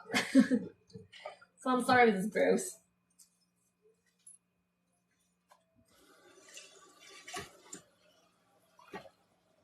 Goodbye, you look happy and healthy, lucky. Yes, thank you, thank you. I am healthy and well.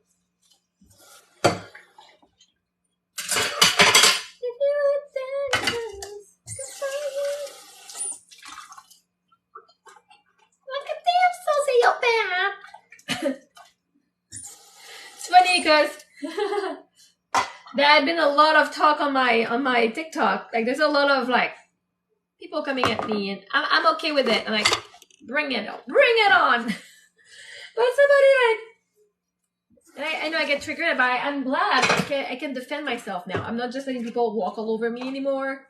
Which I used to be a people pleaser, and they're like, oh, I don't want to cause conflict or anything, and just speak up. No, like, fuck that shit, let's go. I find me, like, I'm definitely not the same person that I was 5 years ago. Oh, that was so nuts.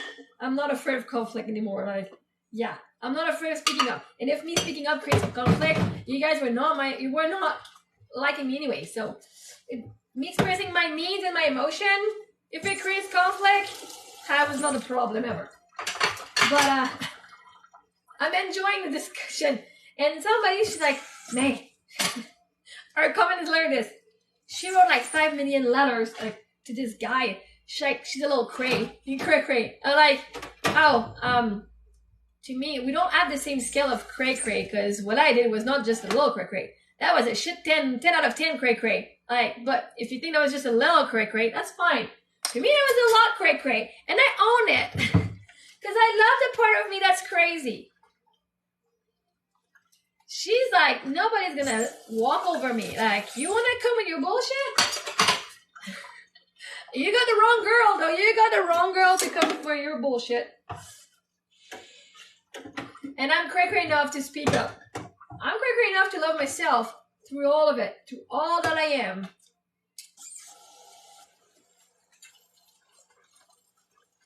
And I'm not afraid of being called crazy or a psychopath. You think I'm a psychopath? And you come and tell me that? Are you crazy? I find me funny. I used to be so afraid of what people would think of me. Oh my gosh. And I used to be the girl who would never do anything wrong, would always listen to rules. And even when I was listening to the rules, people were like, oh, you think you're so perfect? And we're still putting me down. So like, you know what? I'll do me. I'll do what I feel like doing, and I'll own who I am. People are gonna judge no matter what. And that's not listening to rules and following.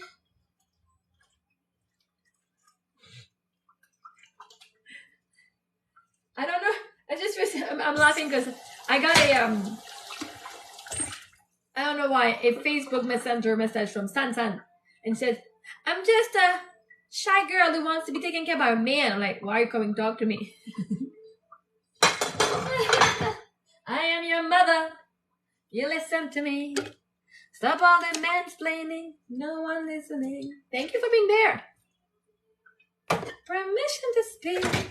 I am your mother. You listen to me. You're just a bum bum bum. Bum bum bum. Did she say you're just a bum or you're just dumb? Dum dum dum. Dum dum dum.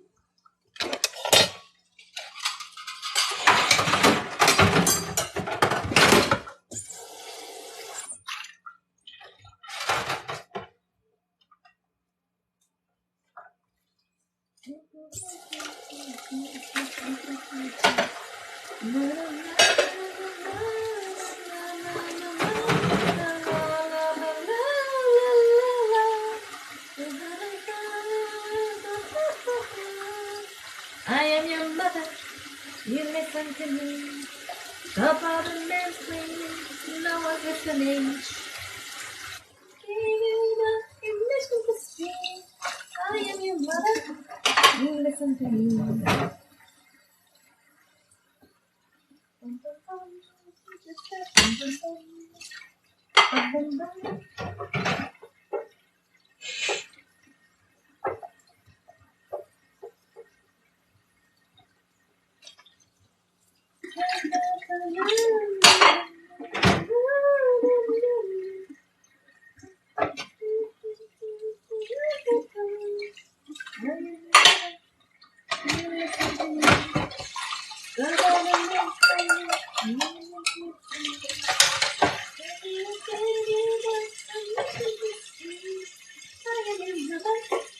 Listen to me. I'm almost done my dishes. So I got this done, and I still have like this to do. We're almost done. The dishes is done already. Dishes is done. You're gonna see it. Because I see all of this doesn't mean it's not done. It's done. I am your mother. Love all the time, no one's listening.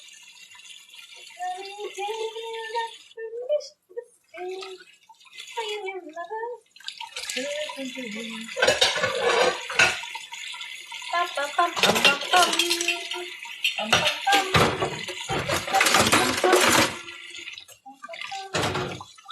Oh, there's sun. That's good. The day started very gloomy.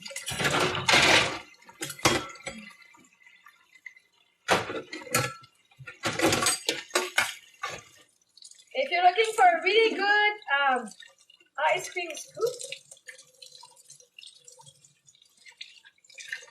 the Tupperware one is actually very amazing. It's my favorite one so far. I don't sell Tupperware, but the Tupperware one is amazing.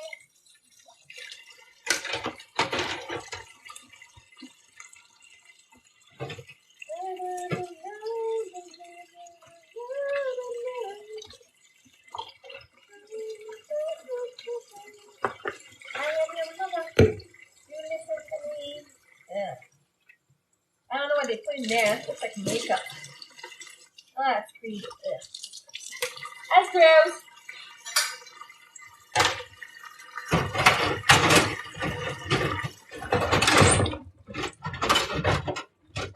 My girls, they love makeup. Like, they love makeup.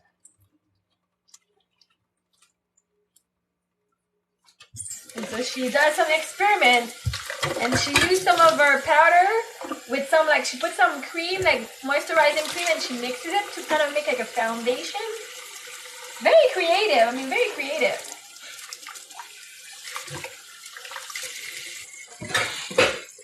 And that's good because I found, like, I'm going to show it to you when I'm done my dishes. It's a sunscreen in a powder form. So it's like a makeup brush. That sunscreen is 45 FPS 45. My daughter has a sunscreen allergy, and we tried it on her arm, this one, and she didn't have any reaction. So now I'm like, well, you're going to be able to, like, put, like, makeup. Pretend you're putting makeup. You're putting makeup on yourself just for sunscreen, not just regular sunscreen. My kids are not just regular kids. No fancy kids. I also don't like to wear. If I go outside, I'll put some sunscreen, but not always on my face. Like, just on a regular basis to go outside and drive. And she's like, well, you can just keep that in your wallet, in your purse, and just like powder your face. Has a nice shimmery thing on it.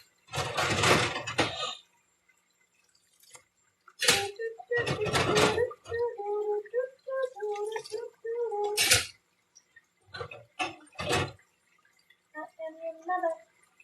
You listen to me. Stop all the mansplaining. No, tell me you got permission to stay. I am your mother. You listen to me.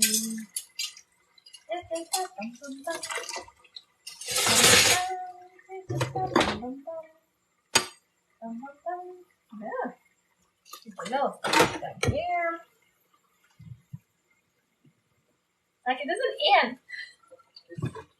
It doesn't. As long as the discussion will end.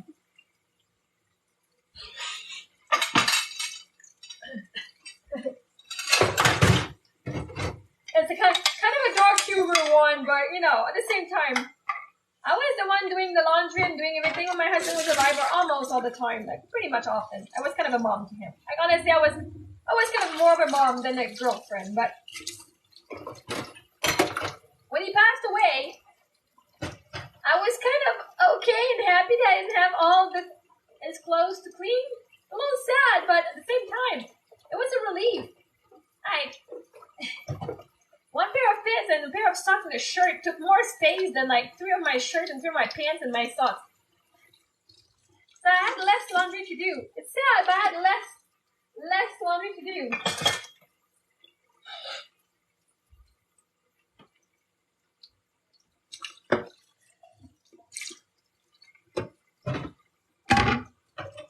And that makes me a horrible person. That let me be a horrible person. I had enough on my shoulders. And even the girls, like, okay, one time I have more kids. And like this morning when I was in my energy, like, ugh, I just have so much to clean up. And they're like, so mom, I found a name for if you have a boy one day. I'm like, I don't want more kids right now. God, enough. I don't want to have to clean more. I don't want to cook for more people. Like, I'm just fed up. I got enough on my plate. I don't want more right now. And there was I think it was this morning, I was listening, I found that there was a TikTok video that I listened, and the girl, I think it's from a movie in French, and she's like, I don't want a man. I don't want to live with anyone. I want to be single. I don't want to, all I want is to be able to fart in my blankets. I want to be able to eat on the side of, like on the counter or wherever I want. I want to be able to enjoy my money my way. I want to be able to do all these things. And the guy's like, yeah, but you can do that. It doesn't change that you can not do that, right? Even with a man check. I don't want to come back and having a man saying, so when is dinner? And like I have all his dirty, stinky clothes in my basket. And like, I do feel, I do like, I kind of feel like that way too. Yeah, as much as I want a new partner, there's a part of me that's like, ew, I don't want to take care of someone else again. Like, God gave me a big favor here. Got my kids, I'm good, but I didn't take care of a grown-ass man? Oh, fuck that shit. Fuck that shit. I'll stay single. Fuck. I know I'll never cheat on myself. I know still hearing some of the trauma. Like, honestly, do I really want someone in my life? Like, other than sex, I can't just go and have sex if I'm really horny with anyone. Right? If I make, when I make shitload of money, I can take myself on a trip. If I'm with a man just so he can buy me a fucking purse, like a Prada purse or whatever, I don't even know, Gucci, whatever. I'll make money and I'll go and buy one myself if I really want, and I'll even get the one I want, not the one he thinks I want that I'll end up being unhappy with. Because the guy will not know me. Like, fuck that shit. I'll take care of me, thank you. So I was like, yeah, I kind of feel that. And she's like, on the video, she's like, I don't want to come back home and having the whole entire kitchen to clean for 3 hours because you decided to make some fucking paella to all your colleagues at work. I'm like, oh, I feel it so much. I thought that was an amazing audio. Much I know I'll be in a relationship one day again. But just to honor, like, oh, it's a blessing that it's me and my girls now. Because if I was to get a man, and I used to be a people pleaser and just like a giver, the man I want can fucking take care of himself. Yeah, we'll live together one day, but man, I'm not your mother. I'm not your mother. You take care of me. You are the provider. Like, seriously. Enough with that shit. No. A grown-ass woman, I'm not gonna take care of. Oh. I used to think that was love. Me taking care of my man, doing everything for him. Charlie, that's matterning, and that's enabling him to just do nothing and do less. And then the less he does, well, it doesn't feel like He's just getting everything for free. And then we're upset because they don't do anything for us. Well, the problem is us for having given ourselves for free.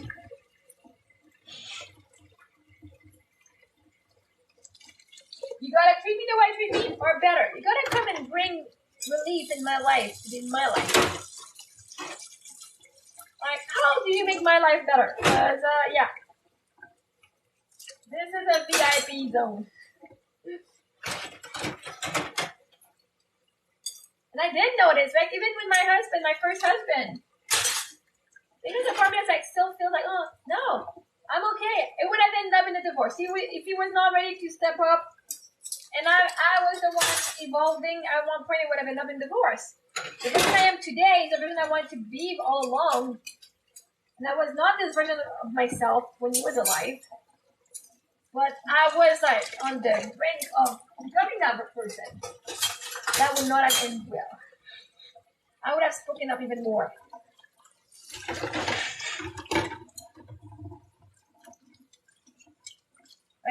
When I think of who I am and who I was then, he was not my dream man. He was a man that was interested in me. And it was super fun. We had really amazing. He was perfect for who I was then. Don't get me wrong, he was perfect for who I was then. The person who couldn't speak up, the person who didn't super needs class, it was perfect. Up to the point I said, fuck that shit. After he passed away. I'm like, man, I don't know how he was lucky to have me. He was lucky I did not see my worth. Because I would have left. Not because he was a bad person. Really not. He was a really sweet man. Really nice. But if I knew my worth, we would not have stayed that long together. Or you would have stepped up. You would have leveled up.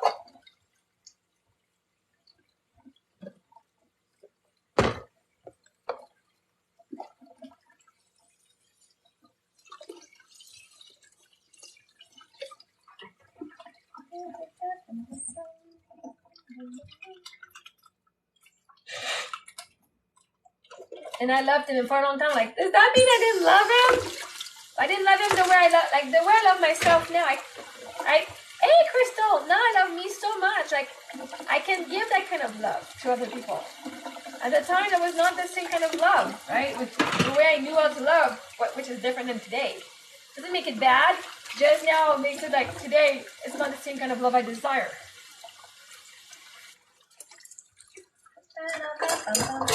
How's your day going, girl?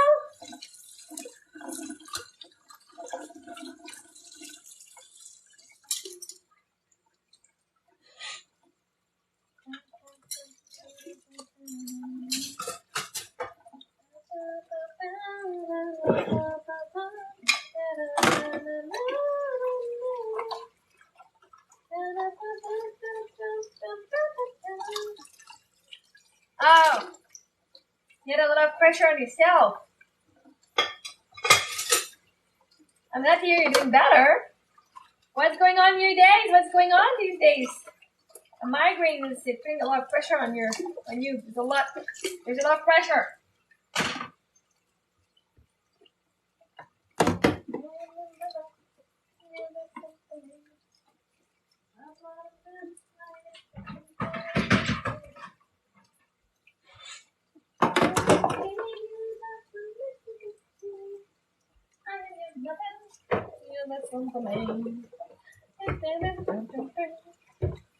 Well, you also manifested a day off yesterday. I'm assuming you didn't go to work yesterday. You just relaxed and slept and took care of yourself. Thank you, migraine. Not that we want to take a day off, but we got it.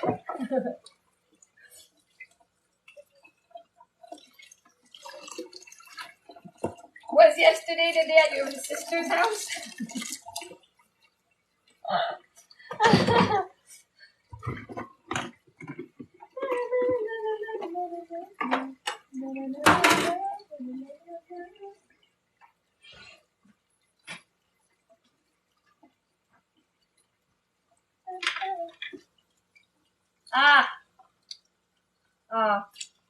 Okay, your brain wanted a really full rest. Good job on resting.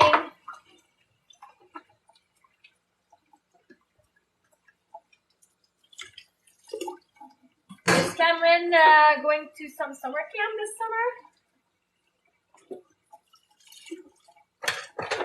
Oh, yesterday was like not like the first day of summer, no school, so it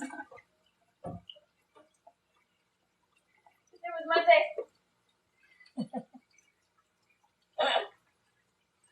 My first day of no school. I was spending oh, cool. Oh, so you know where I'm going with that. I'm not gonna go anywhere.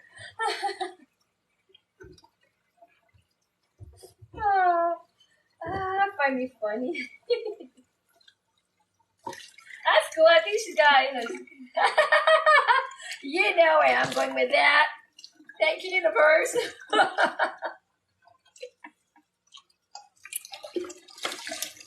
Oh, see. Oh my gosh. Universe always gives away one or better.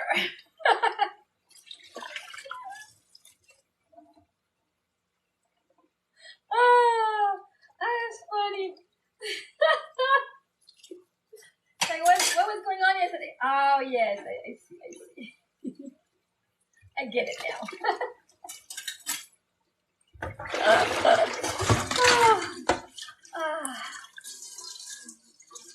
I can tell. Maybe. I can wait for you the migraine.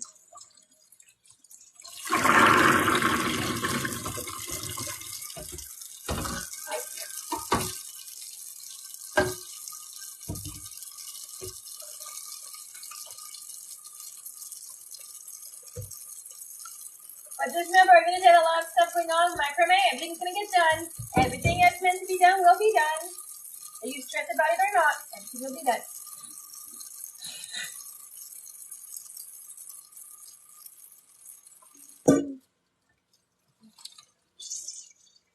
I've been postponing the little cupcake mold since the beginning, so now I'm getting there. They're going to get done. And I got this one too. It will all get done.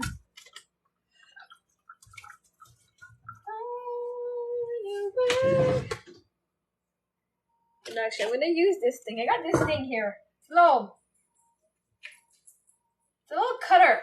Everything, if there's paint on my floor, if anything, like stuff on the counter. I do have a scraper for the counter, but this one is a little blade. Actually, I could probably change the blade, but there's blade in there. I'm going to see if I can find it and put it on my Amazon store. Like glue, paint, anything. Like on the floor, there's a lot of paint from the girls. I don't know if that's gonna work. Well, I don't want to scratch all my paint, my thing here. But it's so satisfying.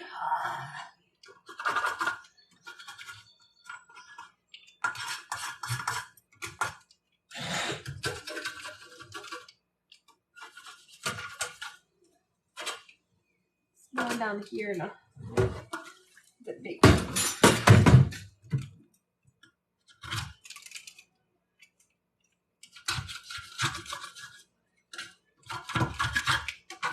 This is a pretty good pan. Usually if I put it in the water, it's going to be pretty well. It's going to clean pretty well.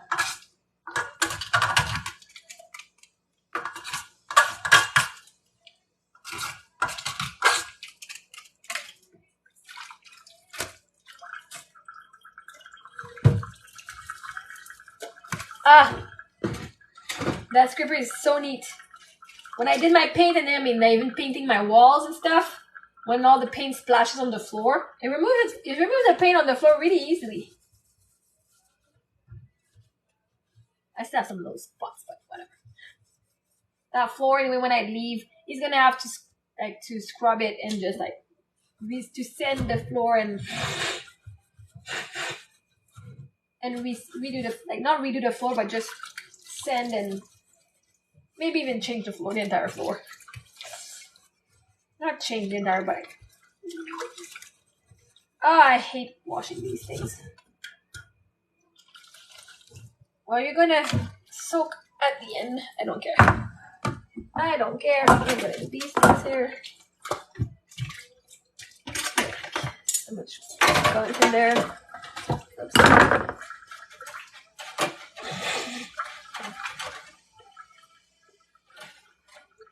Just trim that.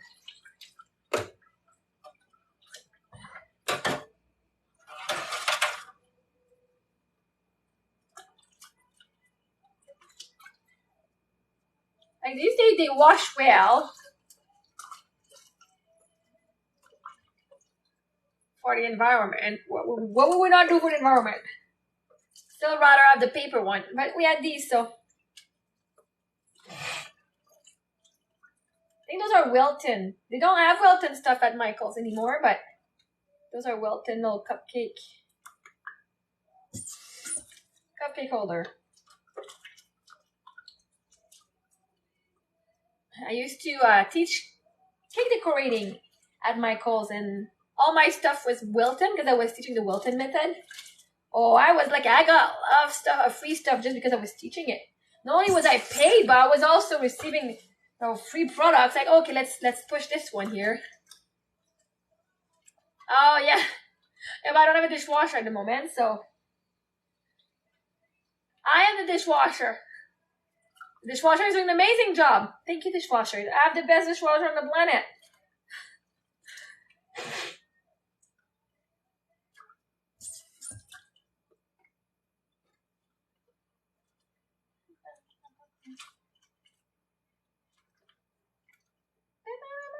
But the girls, they used it and they put some cream in it and made little mixes in them. So that's a way of using them, like not just for cupcakes. It's cool. They're not all Wilton. I think I have some from Dollarama, maybe, because that one has the Wilton sign under. The other one don't. Possibly Dollarama.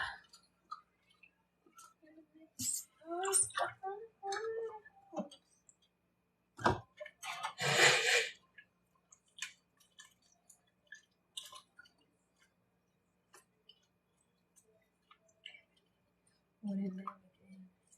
On the side?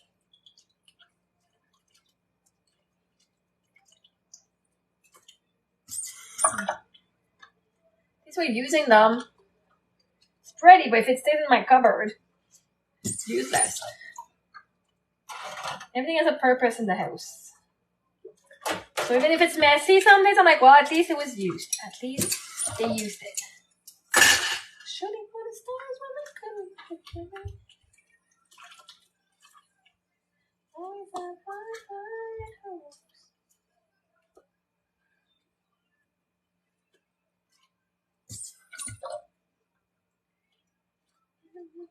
Always have high hopes. Mama said.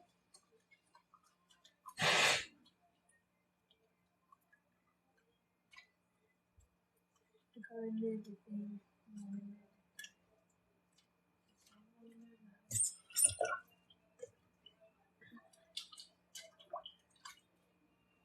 Oh, that's a good idea. I could use them in kids' lunchbox. Oh, that's good. This week is my week 1 of actually making lunches.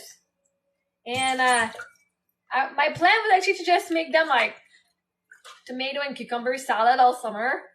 But then yesterday I already leaked in the first day leaks in their lunchbox. I'm like, all right, so let's maybe not do that all summer.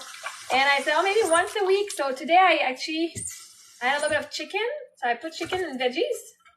Like, why would I not just do like one day of a salad, whatever salad they want to eat that day, which probably will be cucumber and tomato with feta cheese. I'll just put in a different container that's better, that doesn't leak in the bag. And then another day I wrote a sandwich. Another day I wrote meat and veggies. Another day I wrote nacho chips. And then another day I said I'm gonna put like a warm meal, like in the thermos. So as much as I don't think I'm gonna put them on cafeteria food next year. Not because it's gonna save me money, because actually I spend like, I think it was $1,500 a year at school to have the warm lunches, but they hated the lunches, right? They all year like, give us a lunchbox for lunch. I'm like, no, I hate making lunches. But now I'm the whole summer making lunches, and not having a plan doing this, I'm like, oh, well, that gives me some, like, not eat the same thing all summer. But I think I'm going to do that. Just do the lunches myself next year. I'm already giving them all the snacks for the day. Might as well just add an extra thing for dinner, for lunch. That's going to soak in there. So now I'm like, just this summer is prepping me to make lunches for school next year. Well, in September. I'm like, ooh, look at me. 2 days of making lunches. Well, I like this idea. That's thank you. Thank you for the idea. It's great. Huh? I'm gonna clean the gunk in this here. The word gunk. Man, did you see my video, Crystal, of me going to the spa yesterday? There's a little jar in the video. It goes very quickly, but it's like there's a light and there's some stuff in it. I might actually just use that little clip and do like a video. I would see a lot of lunches, yeah. And some of the parents make amazing lunches. Like, wow. I'm like, yeah, I'm gonna get you pay for your lunch because I'm not gonna do that. I was like, I hate it. And I'm like, but the version of me, of the mom I want to be, makes those pretty lunches. And even Sophie today, she made a. All right. Just a quick video. But you'll see a cup. You'll see a little jar with liquid in it. That's gone from my face. From the facial.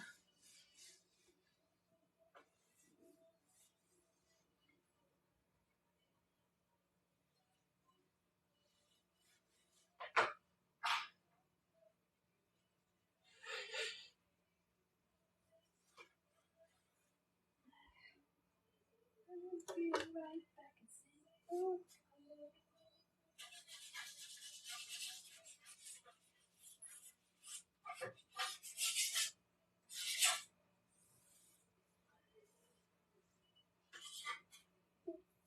So hot, you make me share like a fire.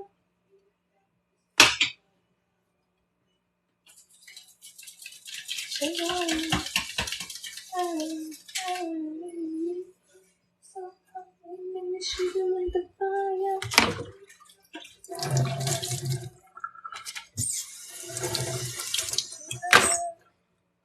Hey, you make me feel like, oh, you really do it like that.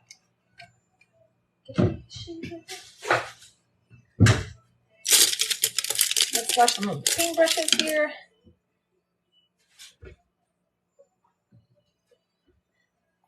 The other one was empty. You thought it was empty. No, always full. Always full.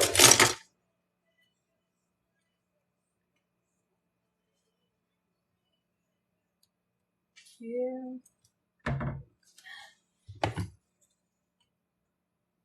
My hands are wet. Mine's all wet and slippery. It's hard to open.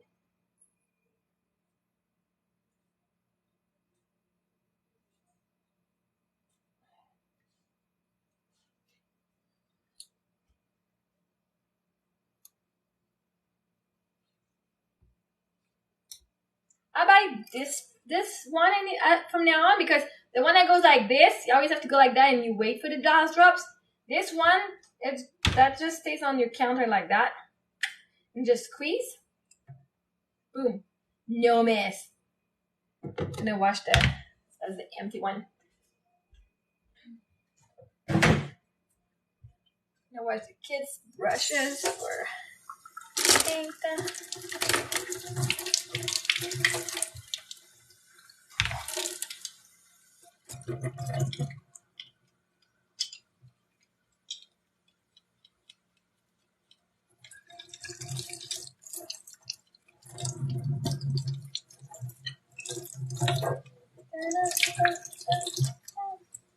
That seems more like a face painting brush than an actual. That looks more like a face painting brush. I think it is. It's too much good quality to be it's too soft of a brush to be in my kit. I'm sure that goes in my kit.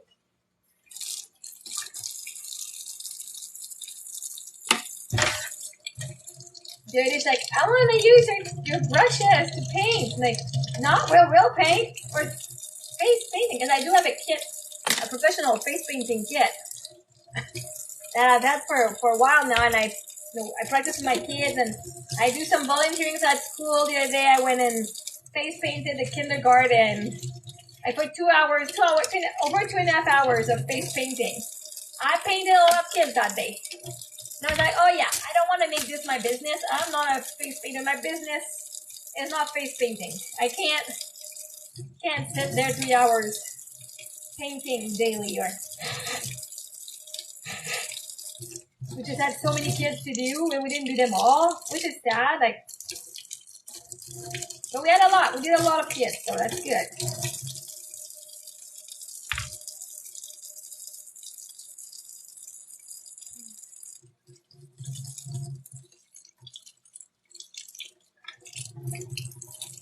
These are the paint brushes for the girls.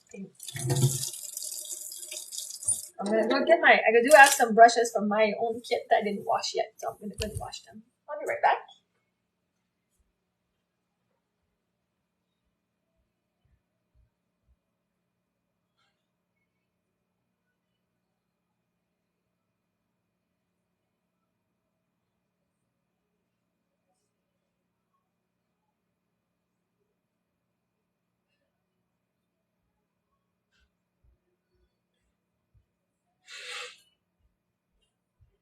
Just gonna wash them all because I don't know what my kids use, and so these are drying.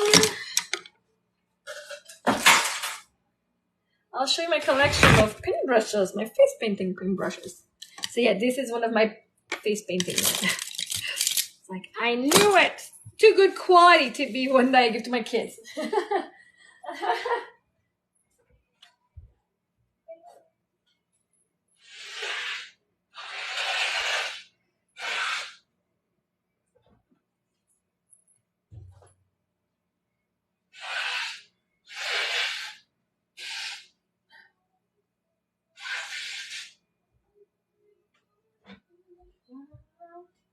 Let's get some fresh water to the puppy and the kitty. Want some fresh water? Some fresh water. And well, drink water too, because the girl yesterday, she did say you should drink more water. If you dehydrate from inside, your skin will be dehydrated as well. So let's listen to the lady.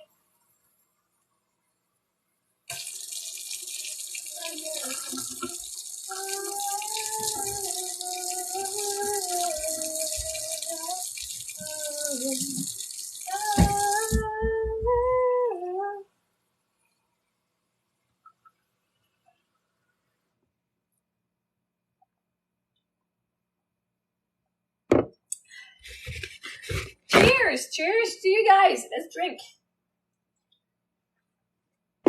water. I'm not talking about alcohol. Let's just drink. Hey Danielle, bonjour. And let me show you my paintbrushes that I have.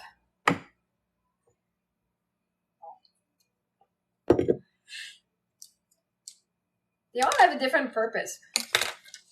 I took a class. I wanted to make sure I was the best mom for my kids, right?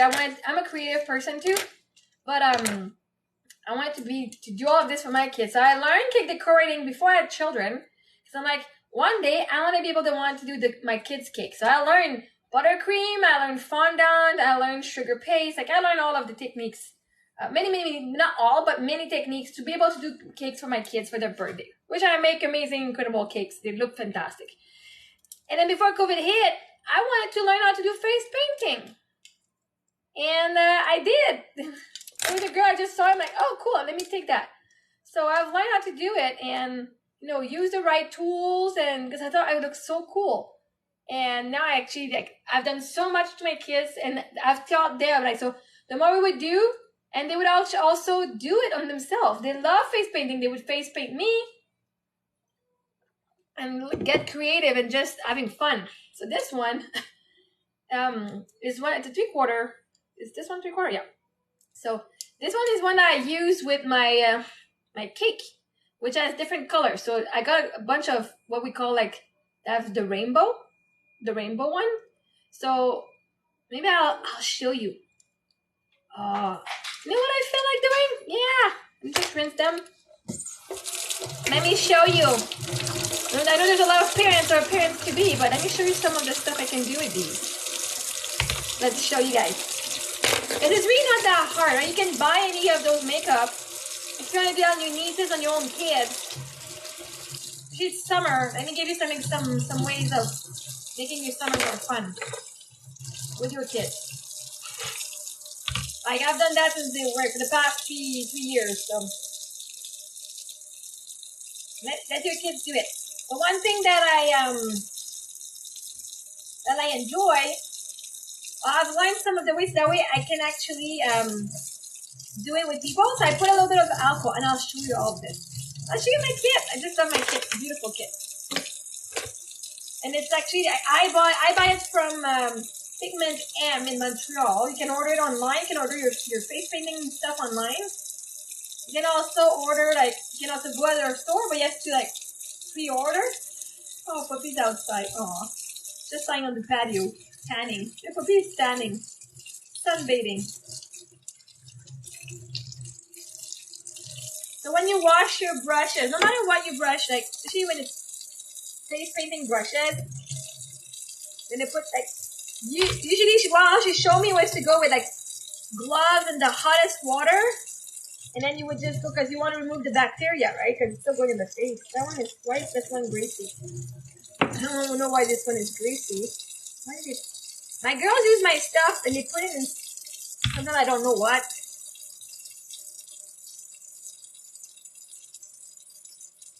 And then you put paint, you put soaps, a soft soap, so I put Dawn is good. And then you just rub until there's no color.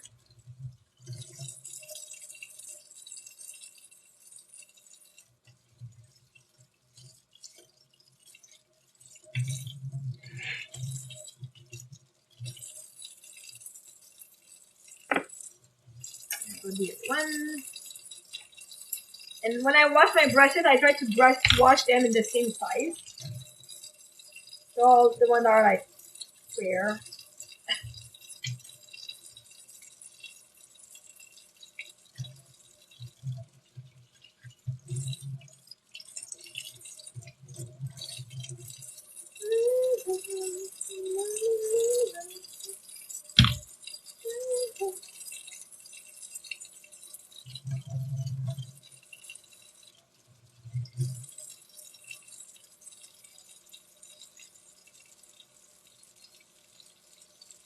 Like this one.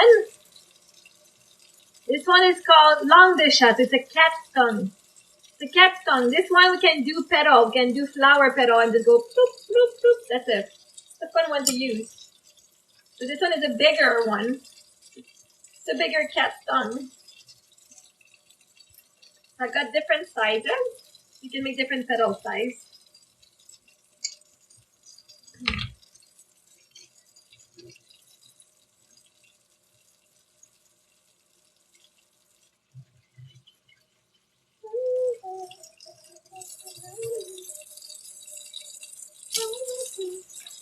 This is a little spatula that I use for sparkle. I got a gel cream with sparkles, and I just scoop it out and just spread it. It's so beautiful.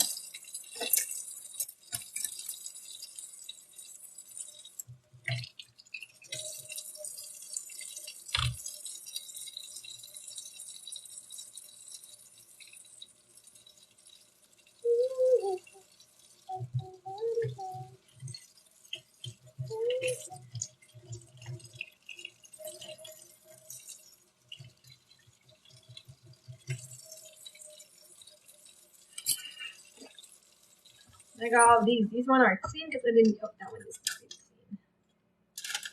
This one's clean just in case. I got a lot of brushes. I think this one is clean. Oh, I got one there.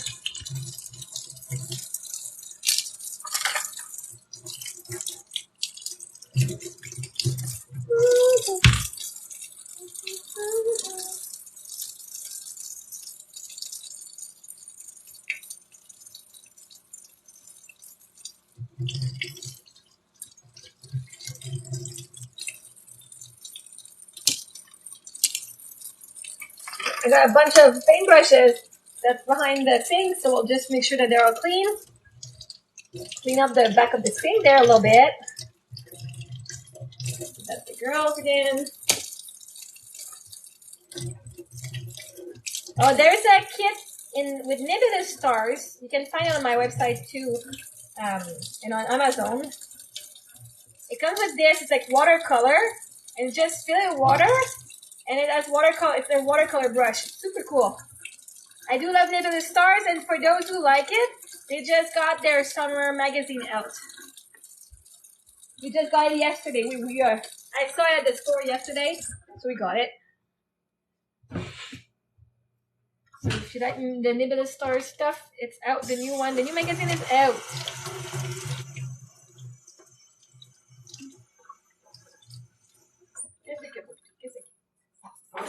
Now,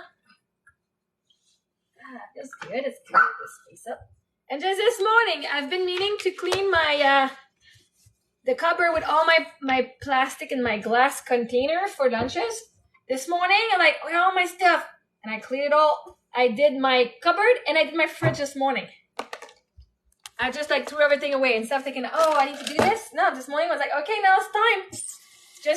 I was in energy of just, like, while I'm here, I just take 2 seconds and put it away. They put everything away properly.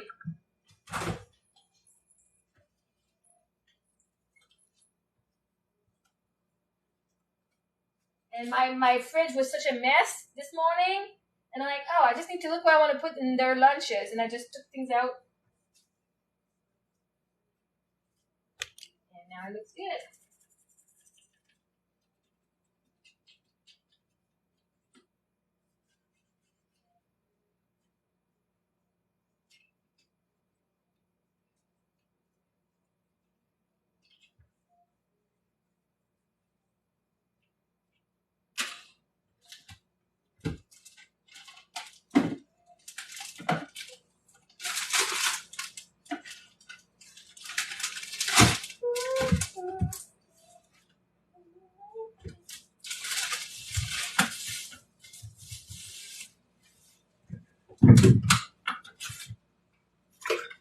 While we're there, it takes 2 minutes. Hey, Vivienne, how you doing?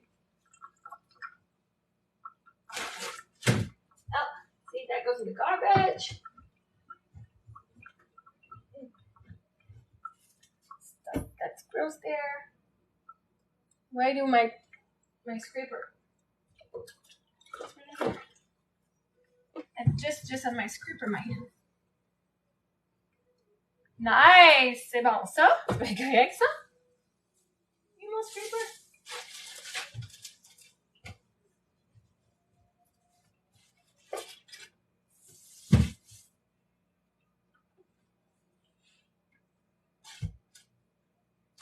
Bon. Je trouve j'ai mon scraper de 30 secondes dans mes mains. 30 secondes, je scrapais le rouge avec ça. Est-ce que vous m'avez vu mettre mon scraper quelque part? Non. Pas le. Ah, je le sais un petit peu, mais pas à ce point-là. Ah. Ok, c'est juste pas oui, je l'avais vraiment dans les mains, là. Ah ben.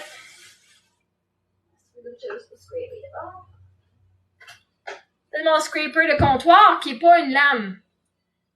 C'est Pampered Chef. Je sais qu'il y en a plein au-delà de moi aussi que tu en avoir.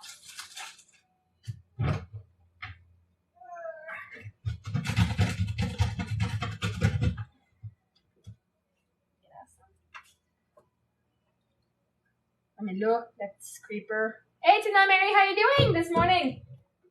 You're still the morning. Yeah. Oh, il est là. Licia, friends, how you doing?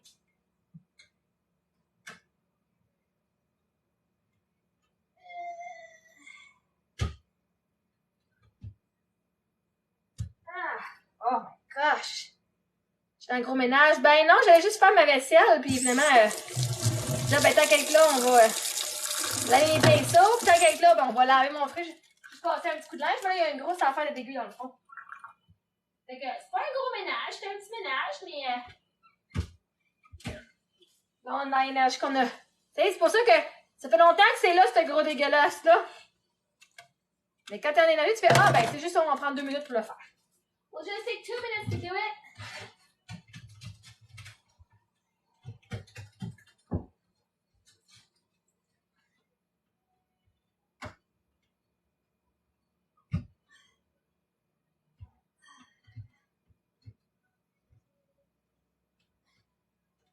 It was not my plan to clean my fridge today, but while we're there, it takes 2 minutes. But this is what I mean, right? This has been there for months. This stuff has been there for months. I've always ignored it.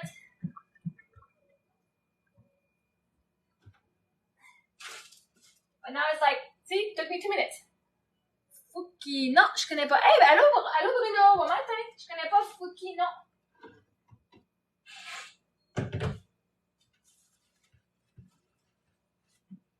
Est-ce que t'es un bon chanteur? Est-ce que je dois le connaître? Ah,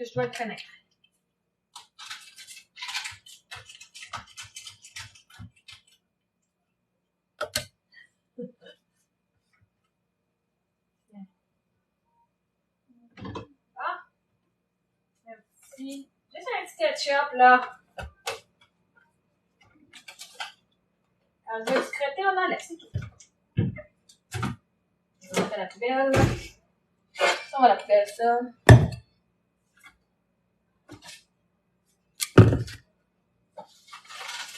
Des fois, le temps, il passe tellement vite. The time goes by so fast.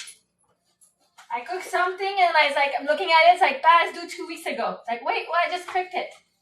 So, there's stuff that just goes by. Ah, c'est cool!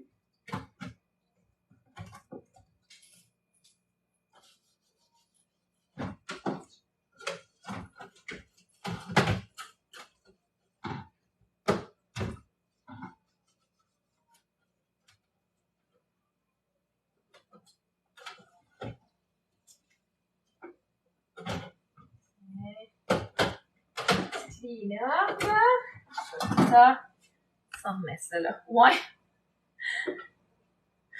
Juste ouais. C'est pas l'air plus excité que ça.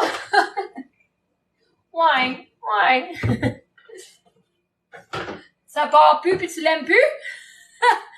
C'est un marqueur permanent puis tu peux plus l'enlever, là? Ouais, c'est cool. C'était cool. Oui, non, je suis tout content, oui. Je peux t'écrire ton nom. Je peux écrire mon nom sur ta bédaine si tu veux aussi. Je peux même te faire sur une fesse si tu veux. Un petit téton ici, juste un petit sein, là. Y'a pas de gêne.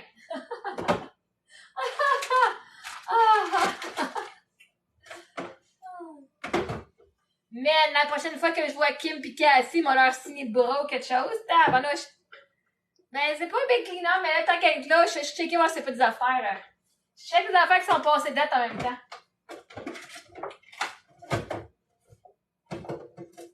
Ça a l'air un gros clean-up, c'est pas un gros clean-up, là. J'ai pas tout vidé, là. Mais j'ai... Ouh, surprise, jus de pomme. Puis il est encore bon. Ouais, c'est fini. Le fridge est fait. Je fais pas un gros clean-up, là, je le vide pas au complet, là, puis je fais pas utiliser tout. Oh non. Surprise! Non, mais je tiens mon frigidaire quand même assez bien.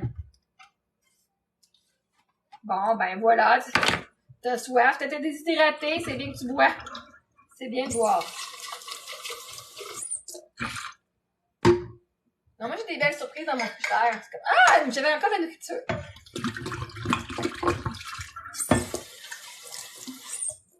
Mais j'ai de mon frigidaire assez souvent, là, c'est juste, ça faisait comme...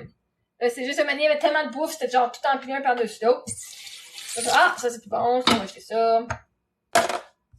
J'ai pas ben de mauvaises affaires dans mon frigidaire.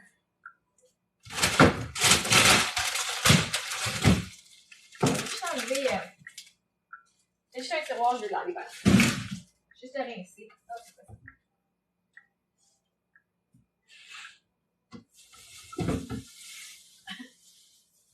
Qui peut me nommer comment ça s'appelle, ça?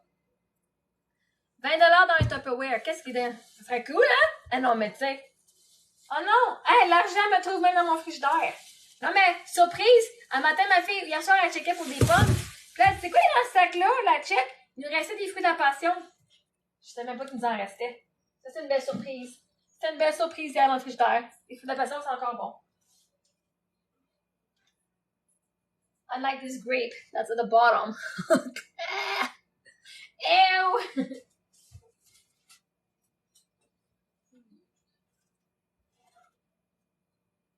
Bon, lui, de ce côté-là, il y a un petit peu de dégueulasse, là. Il y a un petit peu de dégueulasse dans ce tiroir-là. On va le laver un petit peu, juste pour qu'on puisse mettre nos fruits dedans.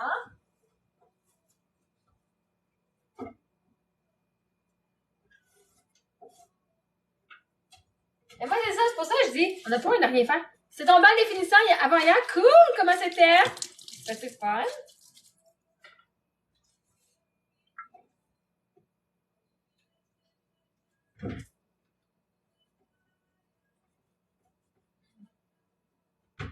Ah!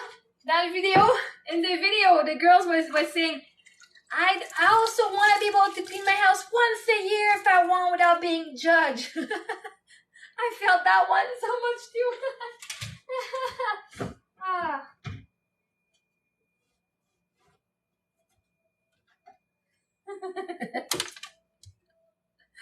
Oh, good, c'est super fun. Je suis contente pour toi. Bon, let's do enough. Il reste encore plein de crottés, genre dans la crème qui boum, mais mes fruits touchent pas à la crème qui boum. Fait que, on va aller exposer ici. C'est propre. C'est plus propre que c'était avant. Fait que,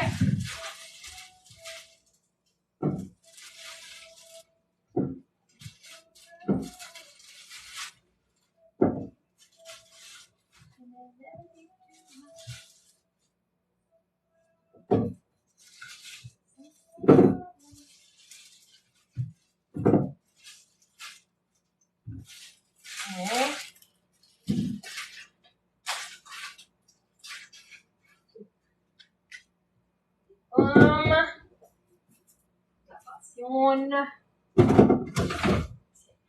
ça. Ouais. Bye, bonne journée! J'ai ça dans la tête à cette heure, me hache du frigo. Ménage du frigo. Ouais, mais gars, ça n'a pas pris de temps, là. Hein?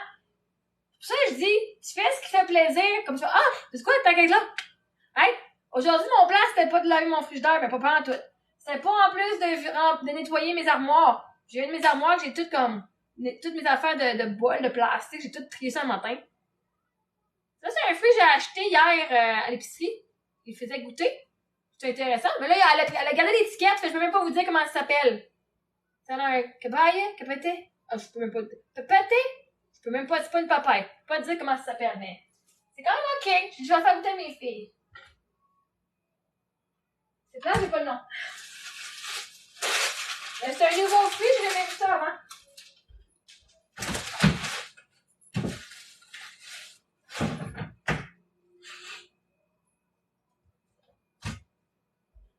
Là, tant qu'à en parler, j'ai quasiment le goût de faire le ménage juste de replacer mes armoires vite. Vite, tant que ça, j'ai encore plein de temps aujourd'hui. J'ai rencontre à 2 heures, me semble. C'est tout. Attends, ouais. Ah! La poubelle.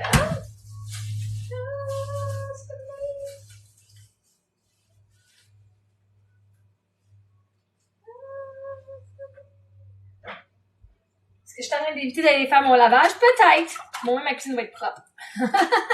Au moins, ma cuisine va être propre. If you're avoiding something, just say that you're doing something else that you want to do. And if you're not doing something, so you don't want to do it, but instead you're doing something that you did want to do for a while too. So when you say it that way, you can't be harsh on yourself. Like, yeah, no, I'm doing something I want to do it for a long time anyway. The laundry's going to be done no matter what. This I do once a year, twice a year if anything. And it just, that's good. All good. This one we'll just put away properly. Like, it's really not that bad. It's just like to have stuff I can see where it is.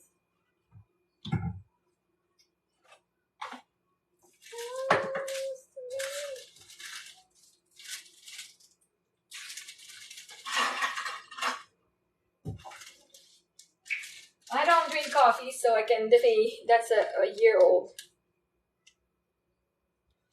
I can go in the garbage.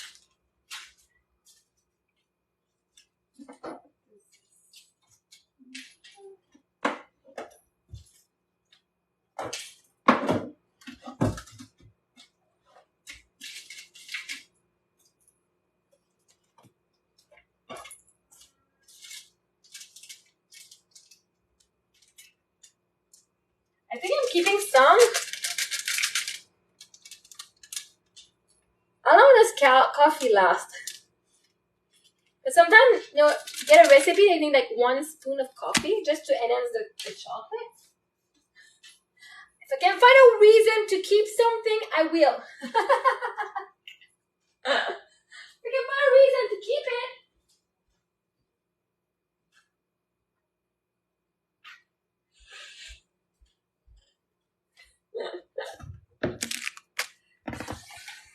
I might stay there for the next year. I mean, it's been there for a year and a half in my cupboard.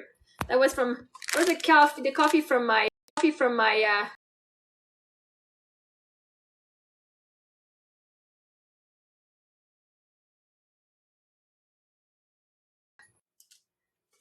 was the coffee from my cruise ship last year. Garbage.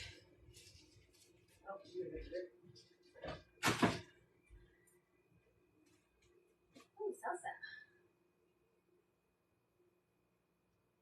I have some salsa. I didn't even know I had that here. I even went to get salsa at the grocery store yesterday. I had some all along. Maple syrup. Put that in a container.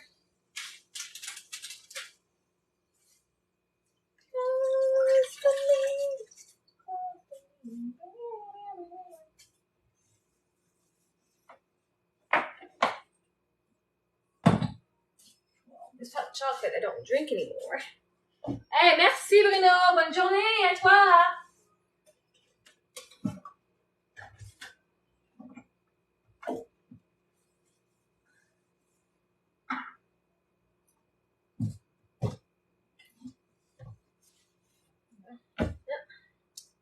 Corn syrup.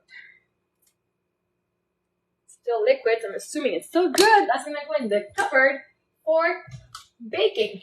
Because I have a baking cupboard. This is not my baking cupboard.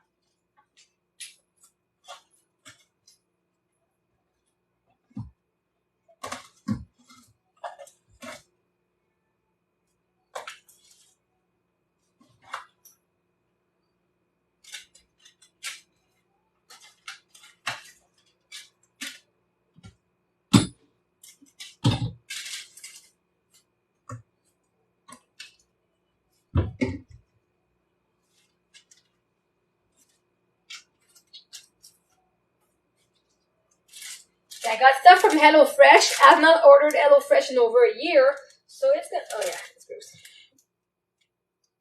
It's gonna go in the garbage.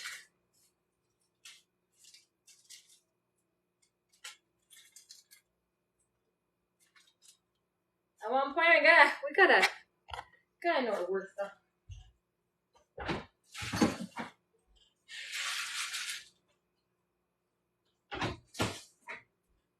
If we drink, we drink. If not, garbage or give it away. Oftentimes, I give a lot of food away. My babysitter, like her mom, she's like, "Oh my God, there's stuff you don't want. Just give it to us. We'll take it. We're very grateful." And last time, I gave him a bunch of meat because we don't really eat meat. Some of the stuff, like I just bought a bunch at one point, and I was not gonna eat them. I give it to her, and she's like, "We had our steak tonight, our pork, and we just thought about you." Like, oh well, thank you. The goal is just I don't put it in the garbage. But it's my pleasure so they can enjoy it.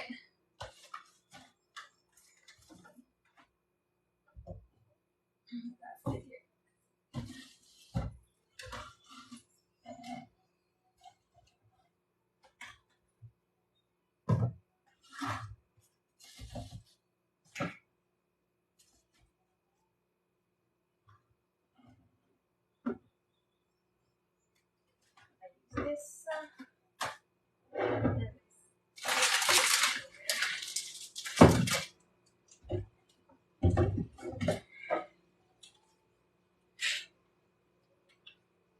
Like, I used to have collagen from Beachbody when I was a Beachbody representative. Good until October, so I could probably add an extra spoon per day in my drinks. Let's do this. It's good until October, so we might as well use it. Vinegar, oil.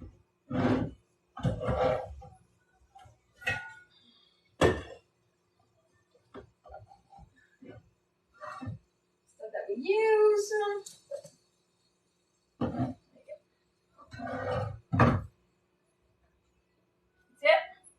That's all.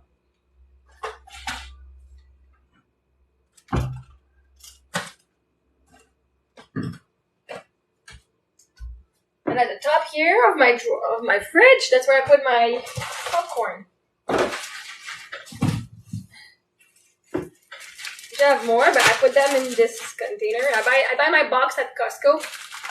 That's a Christmas. I had a Christmas basket sometime. It fits super well, and it's cute. It fits with the black and the red and white from. I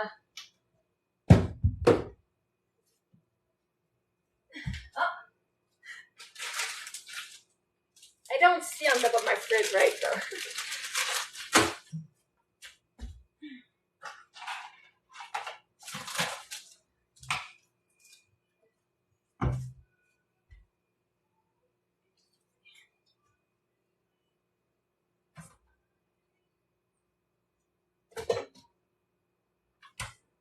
They can put a little.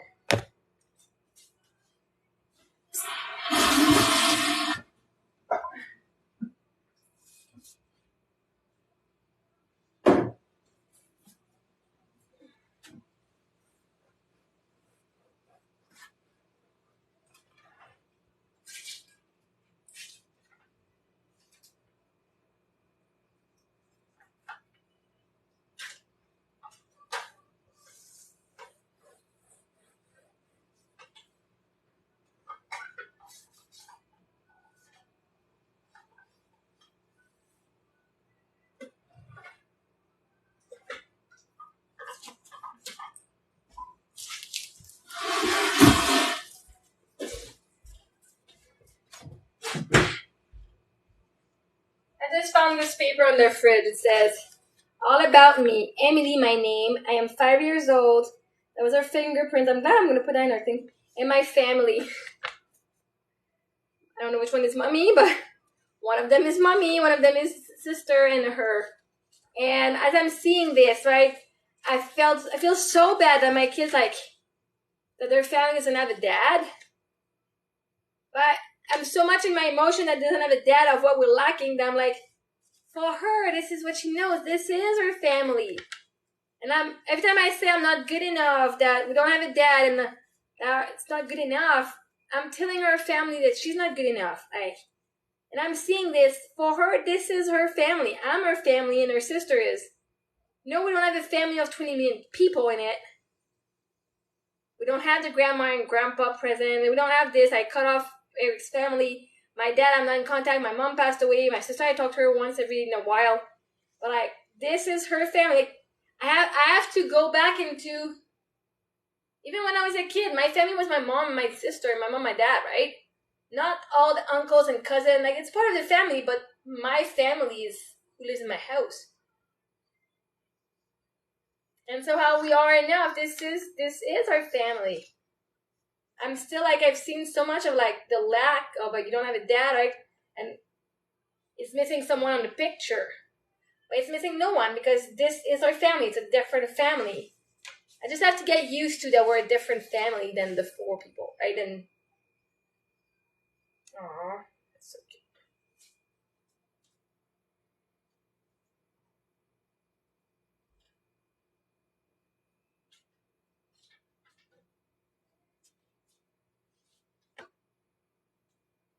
As a reminder, I'm putting it on the fridge as a reminder that we're good enough.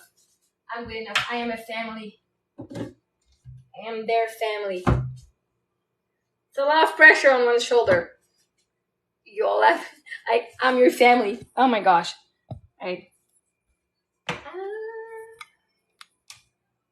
And for a long time, like, and even like, this is my own journey.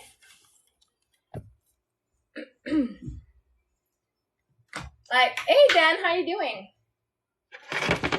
Just in the feeling like I'm not good enough, and I know I am, but I'm still working through some of the stuff, right? And it's going with for my next man, saying I don't have a good relationship with my extended family. I don't have this amazing big family that you get to join, and right, and I felt ashamed by that. I felt ashamed by not having the family like that I had before. The dad, the mom, and you're just gonna be welcome into this big family, and I felt ashamed of that. I couldn't see that I'm the one that he wants, and the rest is extra, right? But, so I'm working through this stream. And as I'm seeing them enough, and that my kids are enough, we are enough. Like, and there was a good video that showed up online the other day, where the guy said, just so you know, when you remarry, when you find your partner, that partner is not joining. Like, when your kid makes a boyfriend or girlfriend, their partner doesn't join your family, and your son does not join their family. They're creating an entire new family, an entire new unit with their own belief together. They're not joining you, they're creating new, right? And I was like, oh. So that even like just this gave me perspective of my kids, saying now I get to enjoy my kids because once they're out with their own family. Yes, of course, always be there and they can come, but they're going to create something new for themselves. And we get to be included in their family or not. But, you know, most likely we will. Because I'm awesome. But, like they say, you don't gain a new son or daughter. They're building their family. It's their family. So, like, you're detaching from the unit and you're becoming your own unit. And there's grief in this. Even for me, like my husband, I was just like, it didn't just happen naturally. But there was still a sense like we were part of the family on each family, but we are creating that family. And like that's the one part with my my own family. My grandma, they were like 8, 9 kids. My father were 8, 9 kids. My mom, they're like 4 kids. So when I was younger, once a year was my great grandmother. Like she died at 102, but they would have like the entire family party for her, and our birthday was on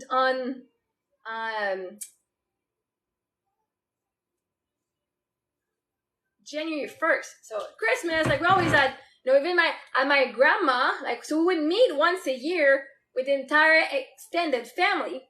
But my family, they had 8 kids plus all the grandkids. And so my Christmases and all my parties were always lots of family, lots of people, right? So I was used to having a big family, lots of cousins and, you know, lots of aunts and uncles. And now me, it's just me and my sister, and we don't even, like, we meet once a year. Like, once in a while, we get together, but not more than that. But it feels like my kids are, like sad. Like, I feel like it's not the same. Like, it's not the same. But it's the same because we didn't hang out with the great cousin and the great aunts other than that once a year for the great grandma. But because I had a big family, it felt like I had a lot of family members. But it's just the same, so now we're a smaller family. And to see it, my grandma has been a widow for the past 30 years. But she was still like the one caring, like everybody just met with her. And so I'm like seeing a different perspective. Because every year, like, with my cousin, we'd go to their birthday. Not all of them, but like many of them. We'd go to their birthday, Christmas, Easter, my grandfather's day of passing, Mother's Day. Like, we met very often. So I'm used to having like more than this. Not just me and my mom and dad. And my parents were divorced, so there was other stuff. My mom made boyfriends, so we went in their families. But now it's just me and my kids. It's seeing life in a different way. I do see my cousin, they do see their cousin once in a while from one family, not the other side. But it's to see that it's enough because there are families that don't even have anyone. So like, well, if I don't have a big family, then I'm not good enough. If my family is toxic, then I'm not good enough. Then I'm saying that everybody who has a toxic family, that they're not good enough. For me to actually see my worth, always go, whatever I judge me on, would I say the same thing about you guys or about somebody else? Like, yeah, no. Well, then you're good enough. Because if you're good enough, you want those people to be good enough. You can't change your family, but you can see how you see yourself. So that's a work. That's some work. Oh, that feels good now. I got a little clean up in here.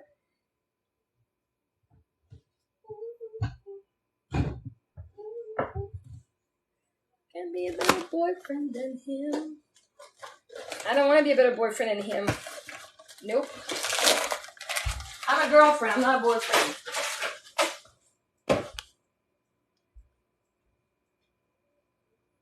It is not my goal to be a better boyfriend than my boyfriend or anyone else. We're done with the competing. You can be the best boyfriend. I can be the best girlfriend.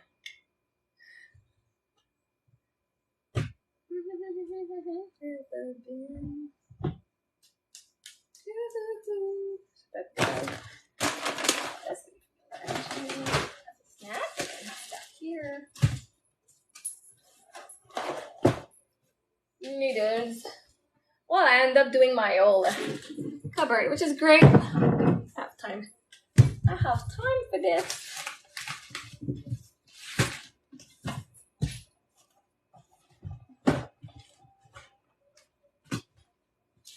Next year.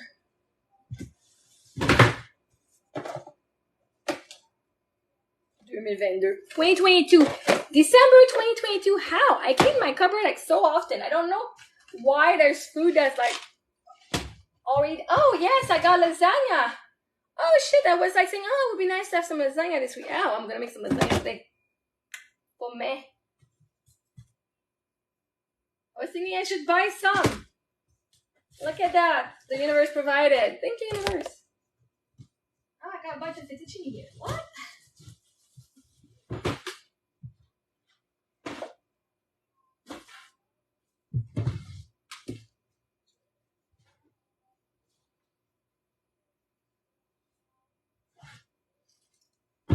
Got stuff all over my cupboard, and that's why it's fun sometimes. Like, oh, look at all the surprises I'm finding.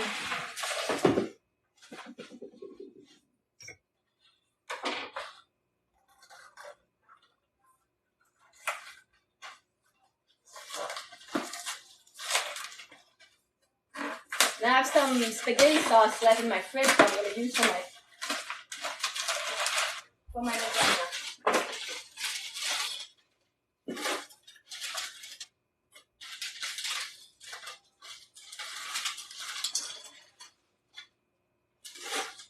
These are the noodles that I use when I make my fettuccine Alfredo. They're that's one of the brand. They're egg noodles. They're just so good. Just so good.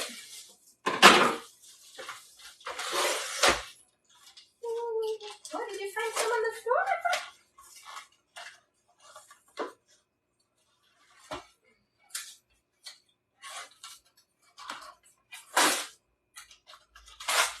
And I love recycling, so when I have stuff in boxes, I'm like, let's get rid of those boxes. Yeehaw!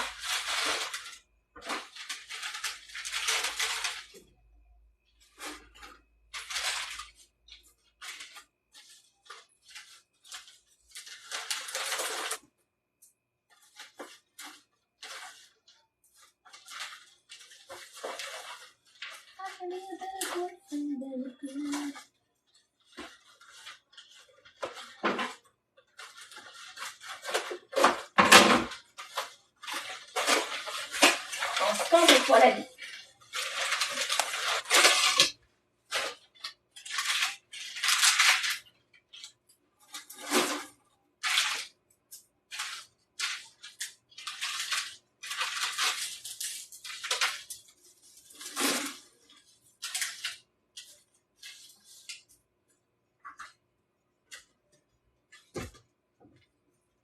we go.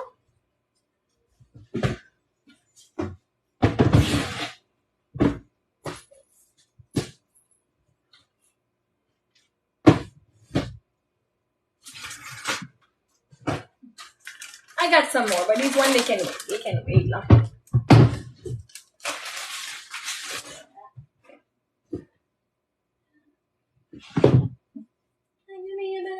Than him. What's this? What's that? Oh, that's my lasagna.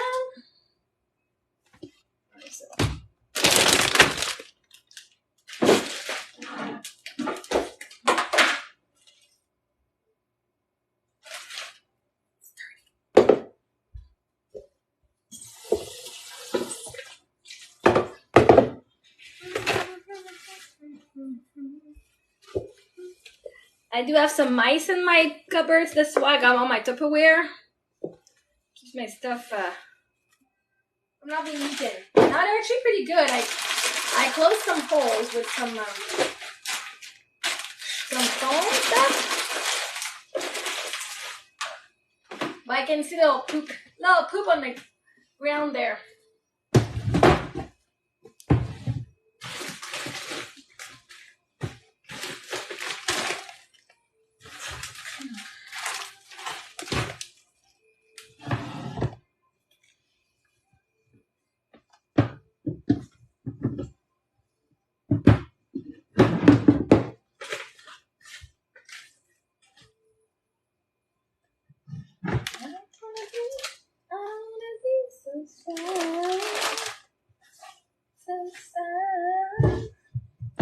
So sad.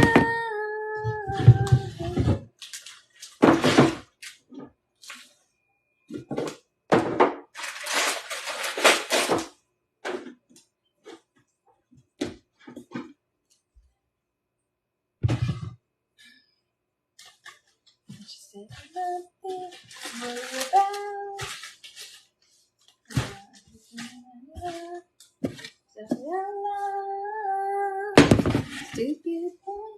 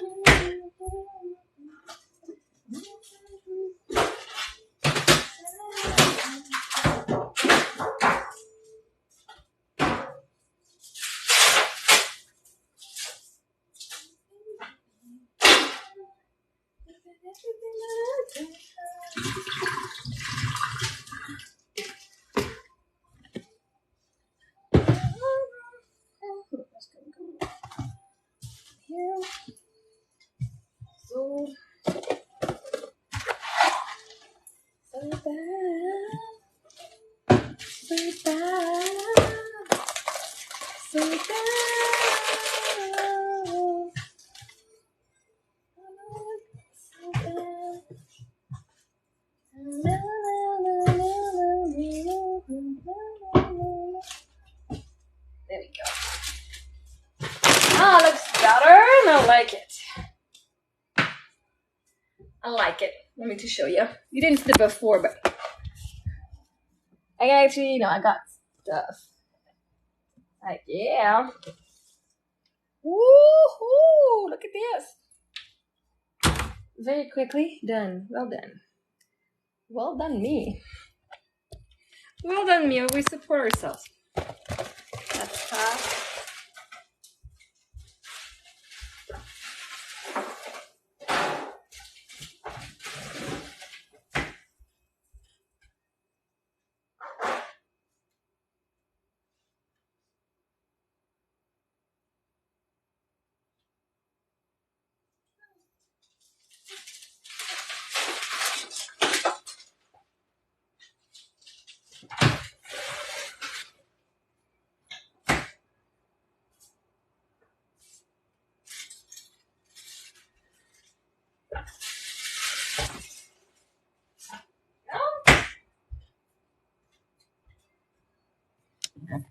There's a quick tour on the snack cupboard.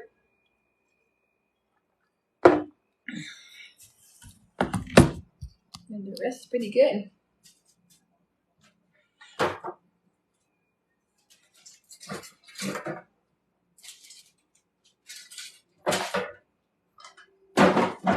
Let's just put some stuff in the downstairs I can use.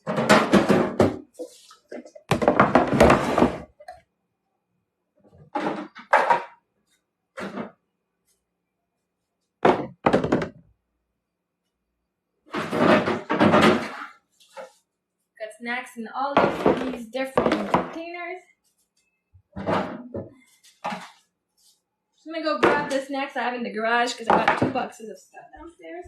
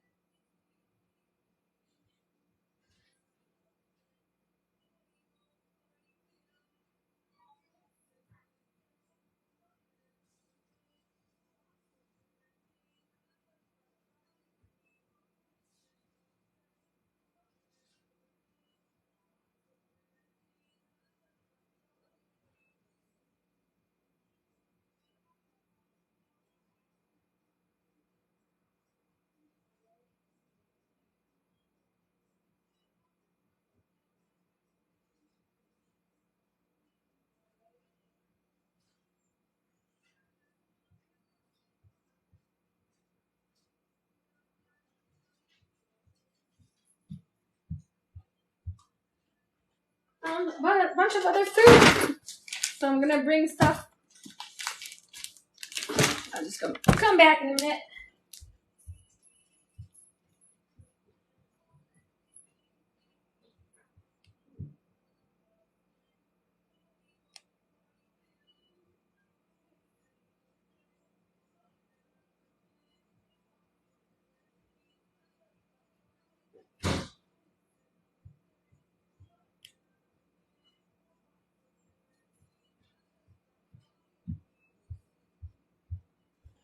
All right, we're good.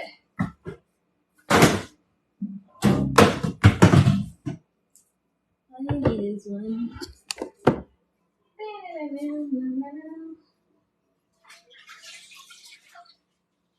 Oh, let's de-dust this area here.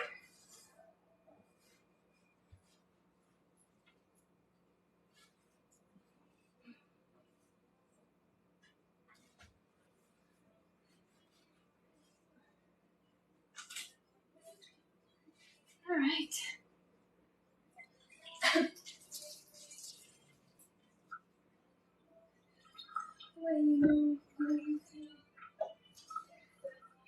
After a year of being used, let's just not do a deep clean, but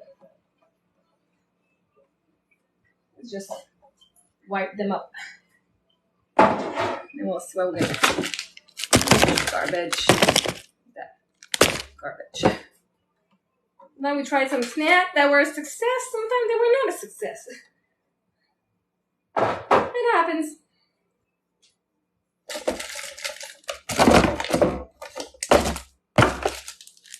I know. We don't all talk. No, not too many people talk. The same regular people talk, but that's okay. Very grateful. Like, there was 80 earlier. Very happy people are there.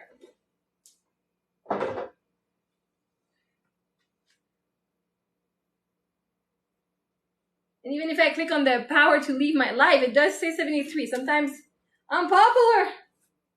I'm excited to have people here. It's so cool. Look at me.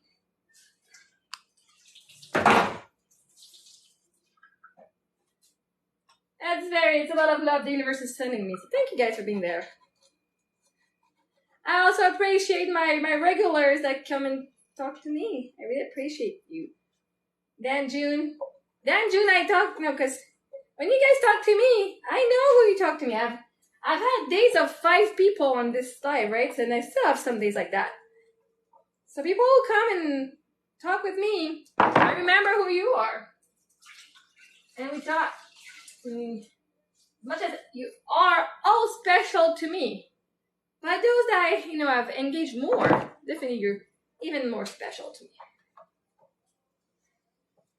Even if there's 1 million people, I'll see your name first. Like, yeah, my people, my crew.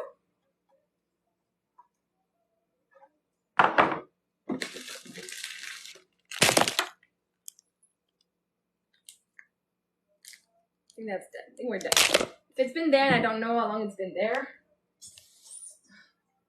I'm looking for a date. I think it's because we're done with it.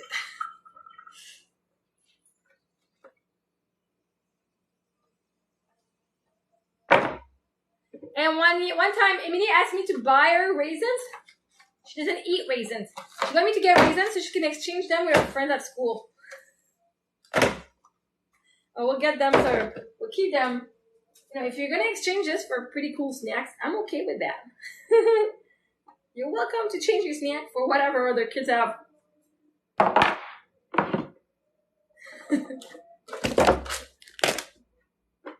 You don't like these? But I don't feed her, right? People would exchange her snacks because they don't like it. I get snacks she doesn't like so she can exchange them with other snacks she likes.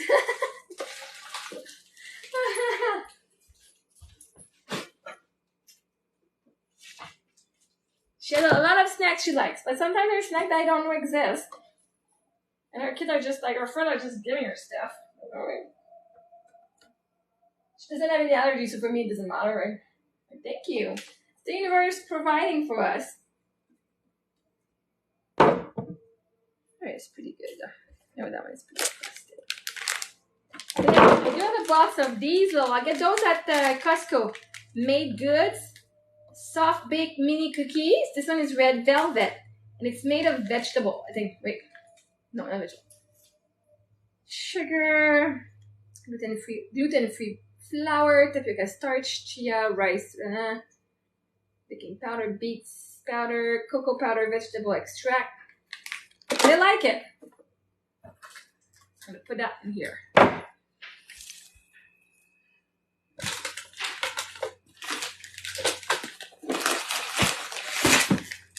It might not be as satisfying as you see on some of like those satisfying talk. I just throw everything in there. And if I need to, I might just like organize them so that it's in 2 rows. Nah. Just that can fit as much as possible.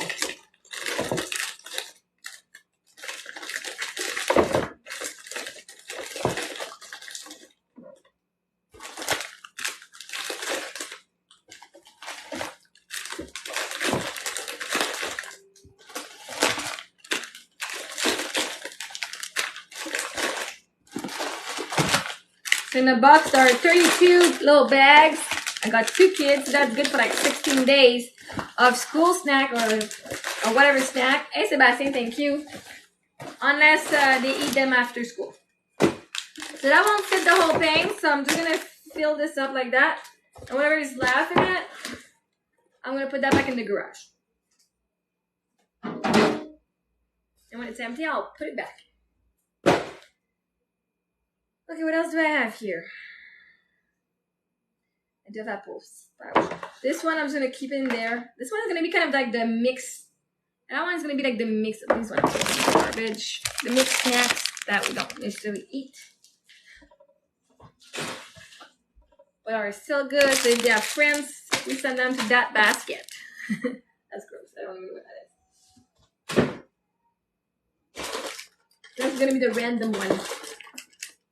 We have Juju. That's gonna be the Juju. Okay, Juju is fine. Juju in there. Maybe the Juju one. Usually, yeah, it's actually good fish. We've had these like on their lunch every day since Halloween. That's gross. That's good enough. Not good anymore. Vainavon, still good. Let's get fresh stuff. Get fresh food. What's this day? August.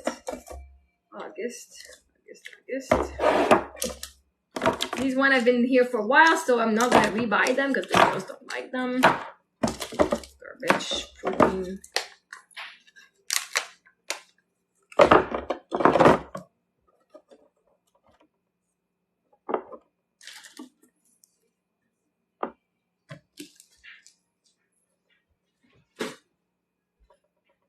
It's just random snacks.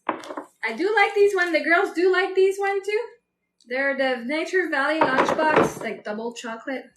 Got a big container. It comes in the box, so I'm just gonna put that here. Oh, actually, it fits the granola bars just right in that side.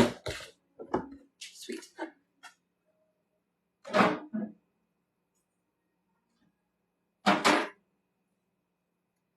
And we have one with bags of cookies.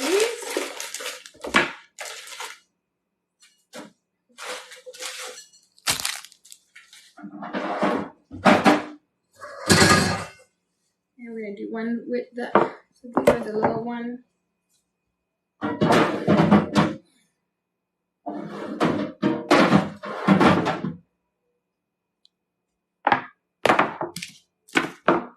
I got a thing of Nutella. Let's go. That's not for school, that's for home, because with the nuts we can't give that to school. That I got this at Costco. I'm in a box of 16. I like them, even for myself as a snack.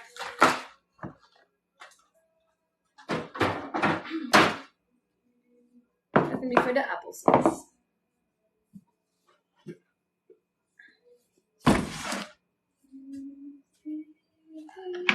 Shine, it's your golden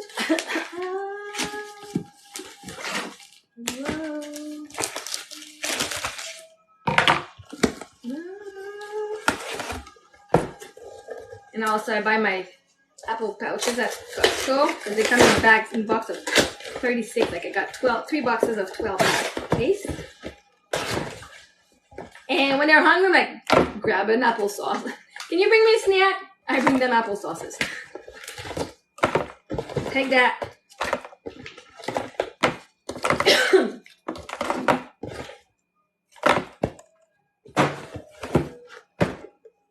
And recycling is next week.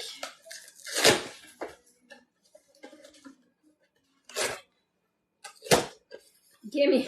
Costco, go get yourself a Costco. Those are my kids' snacks. I'm not your mommy. I am not your mom. Go away. I already feed all the kids in the neighborhood. It's enough. Unless you pay me for the snacks, I will give them to you. But you gotta pay me for the snacks, though. Pay me now, go get the snacks. I don't mind doing the groceries. But I'm not giving anymore.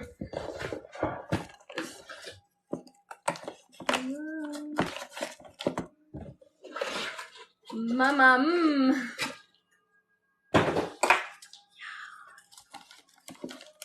I just don't want to keep 3 in the box, so I'm just gonna push them all in there. Push!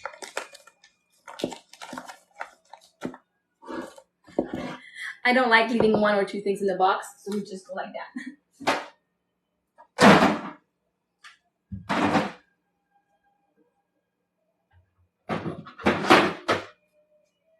And so now I'm gonna have 1 box that's gonna go in the garage. That's it.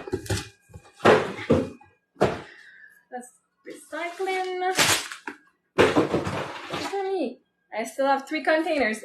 At one point, all my containers had snacks in it. But look how cool that is. That looks super good. Let me show it to you.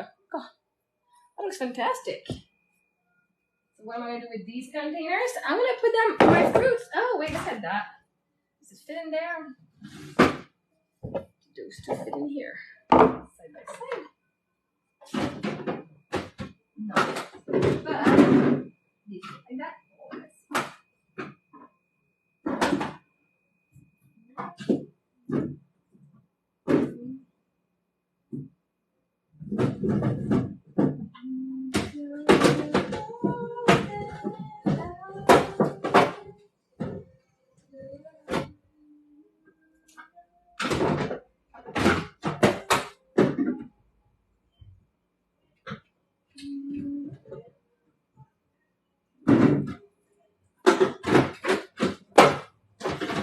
Oh, those 2 little containers kind of fit in my fruit drawer. Oh, that's cool. And the little yogurt, they go in the little mini fridge over there. The mini yogurt and the little what I get my kids too is this. I get them some Pediasure vanilla. I drink the chocolate one. Yes, I don't get the Ensure or the Boost. I get the Pediasure. I drink the kid one. Is it more expensive? Yes, I don't care. I like the taste. Some days for a snack.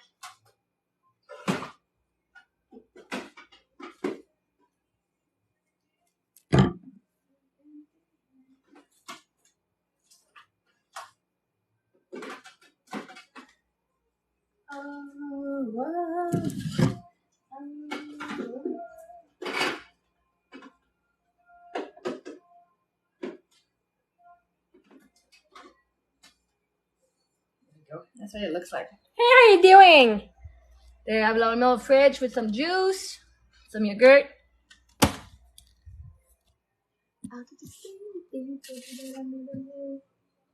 Now let's see. I just want to empty some boxes. I think 2-3 boxes of the same thing. Not the same cereal, but that. Oh wait. This one is here. In here I've got the cinnamon, the little swirl cinnamon bun. Cinnamon bun. Or you have the churros from Cinnamon Toast. It tastes the same thing, just different shapes.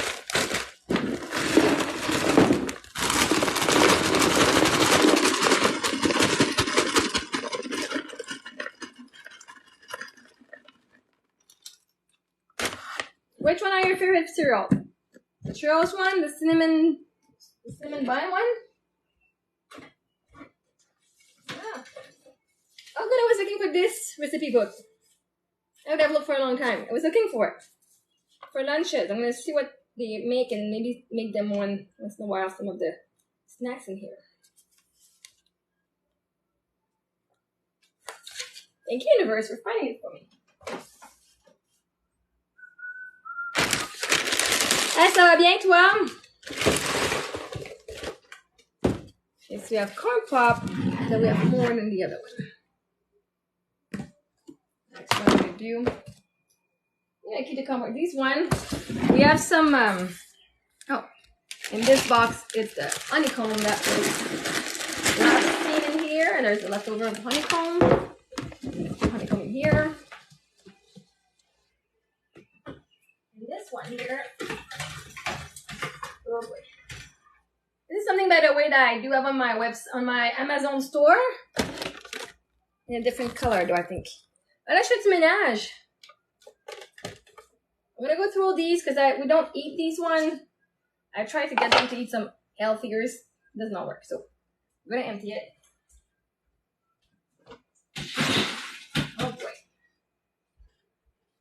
I don't think it was even coming out of it because it came out of this big chunk. So we're gonna put some corn pop, which my daughter loves. So look how fun it is. Like just remove the lid. It's like we're in a hotel. There you go. And put the lid back on. I do have some of the Rice Krispies downstairs, so let me just go grab that. And while we're going downstairs, to be efficient and not do 2 trips, I'm bringing the 2 boxes I want to bring back downstairs. Going in the same place. That's one thing I learned in waitressing. When you go somewhere, don't come back with your empty hands in the kitchen. You leave the kitchen with your hands full. You come back in the kitchen with your hands full. That way, you're either emptying a table or you're bringing food to a different table. Well, that's where I put some of my food here. Some of my stuff. Why isn't it cool? That's where I put my stuff. That's why I discovered I had some other big bags. I'm like, oh, I don't have any more large bags, large Ziploc bags. Oh, I do. I found I have some, so yay. So I brought the box upstairs.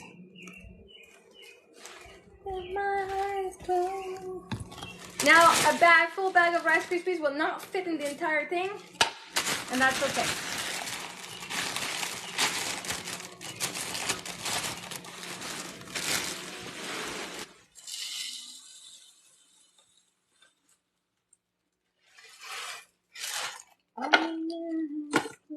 Wow. You put a little clip on that, then the card.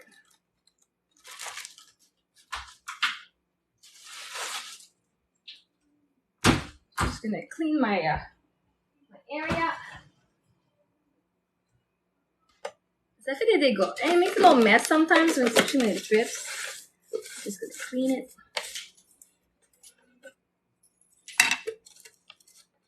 The little spiral, you can remove them.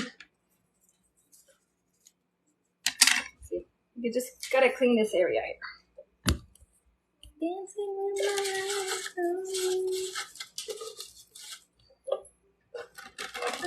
To see.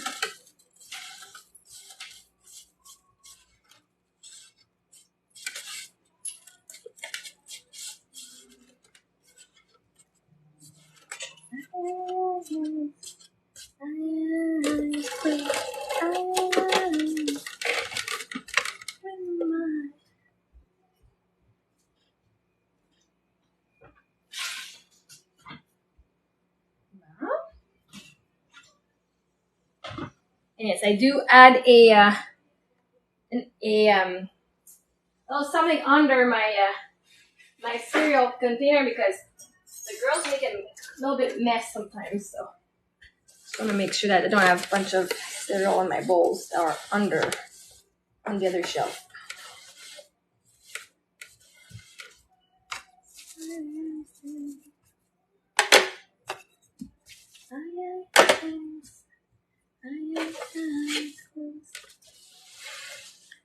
And then we'll just put that back. I'll remove a little layer of dust on top of these containers.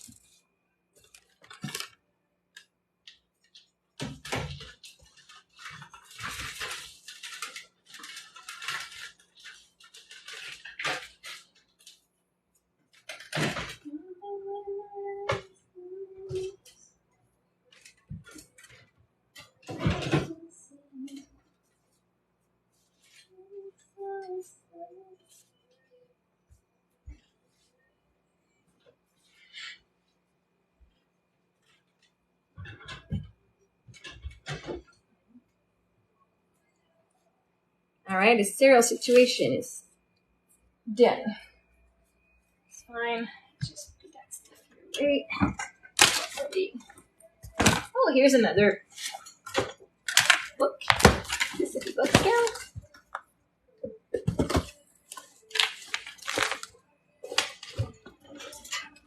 Oh, I feel like doing a recipe today with this. Oh, wow. We'll do a recipe. We'll do it. Peanut butter, banana, and chocolate. Frozen. What's that for?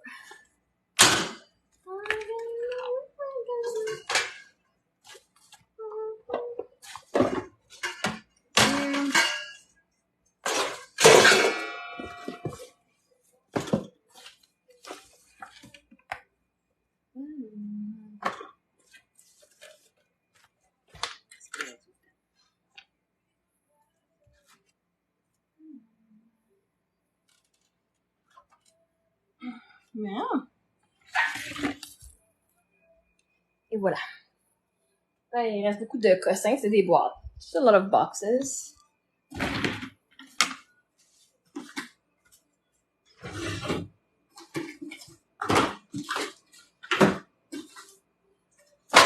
My big box of frozen Ziplocs. So satisfying.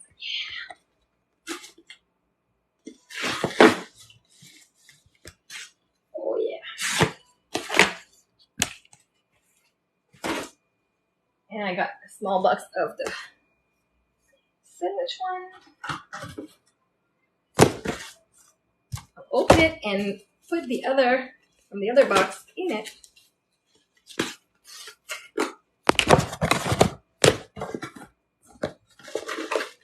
There you go.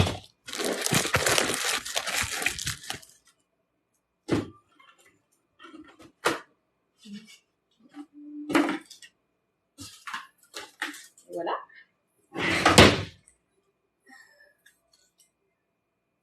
And yeah, I gotta make some fondue before the 1st of August. We'll make ourselves a fondue. I found that I think of spaghettini in the garage, so I took it out so I can put it in here. And the garage won't be used for, but I don't have any more spaghetti. Et voilà. There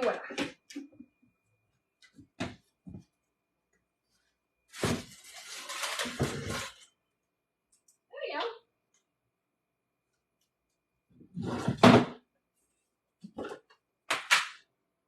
That's for my rice. I haven't used that in a long time. Usually I always had my white rice, like my minute rice. I would buy it and I would always have a full container of it. I will start having that again. I've not cooked, like I cook, but like I've not cooked, like I bought a bunch of rice from already pre-cooked, like sticky rice at Costco, which like minute in the microwave. Fantastic. My girls love it. I'm just gonna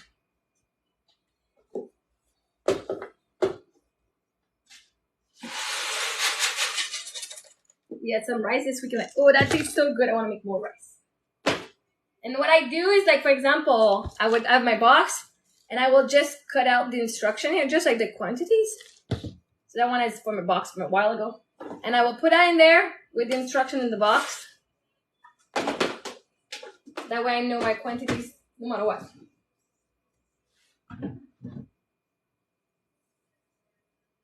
All right, now we put in the.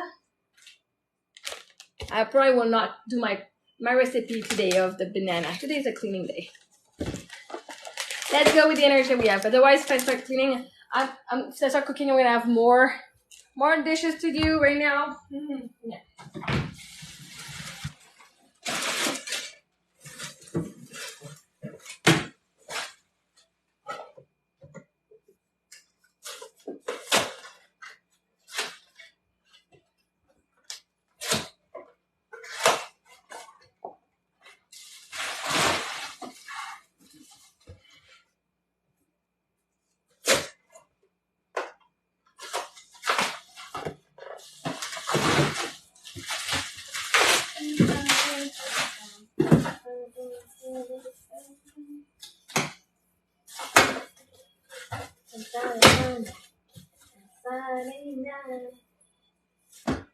Oh, that feels good. That feels really good. I was a little depressed on my day today, and I think I'm gonna end up being a good day.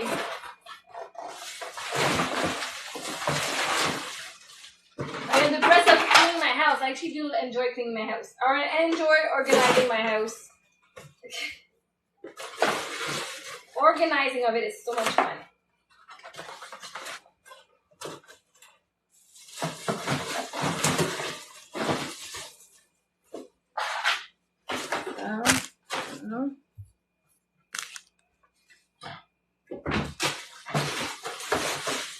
The emptying of boxes. This is why I like moving too. I like packing. I like unpacking and sorting. Right, and the moving helps me have a little dopamine hit of let's sort stuff. Oh yeah. What is it that I can get rid of? What is it I don't want anymore? What is it I want to keep? Now in the new house, where am I gonna put all my stuff? I'm somebody who like my living room. I change the couch places often, like maybe 2 or 3 times a year. I shift the couch and I make it look different. My girl's bedroom, I don't know how many layout I've had so far. It's a very little bedroom, but you can change the layout so often.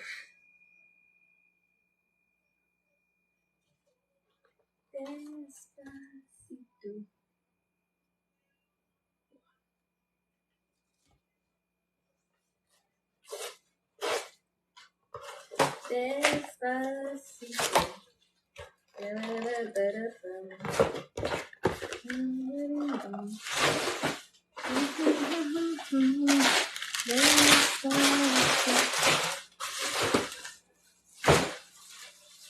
All right.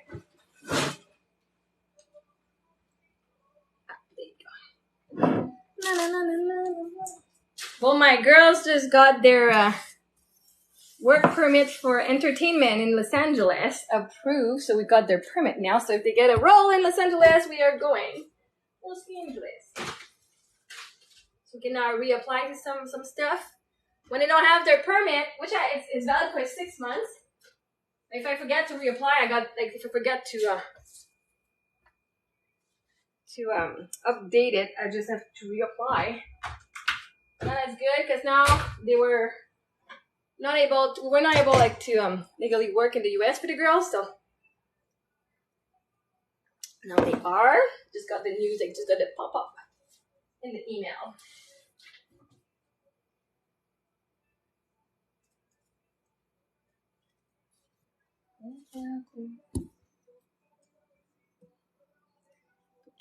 Poquito.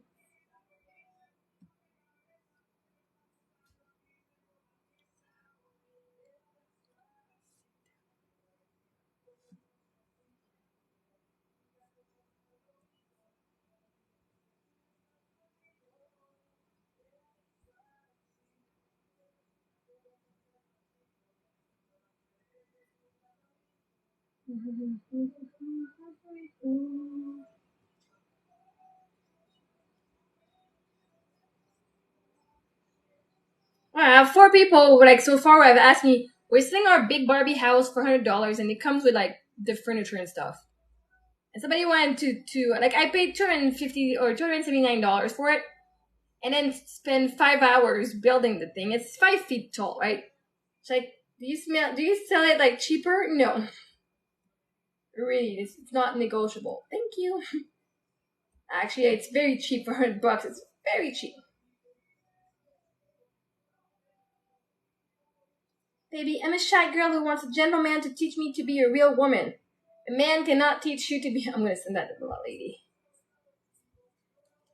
Sweetie, man cannot teach you to be a woman. Only a woman can. A man yeah, but cannot teach you how to be something who is not. If you need support in sense.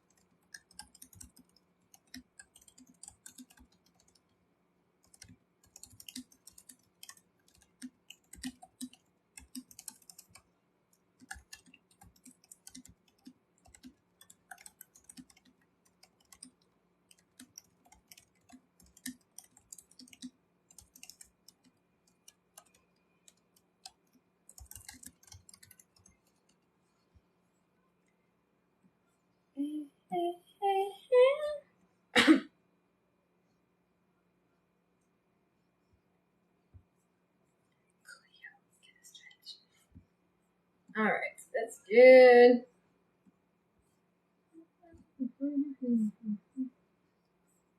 Too hot. Too hot. Too hot.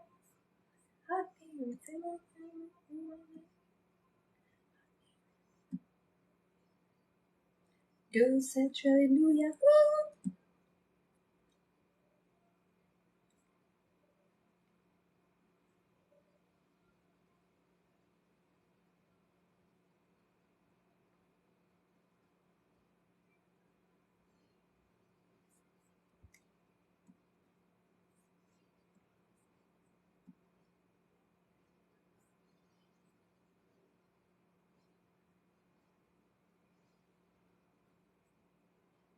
Apple magic. What do you mean?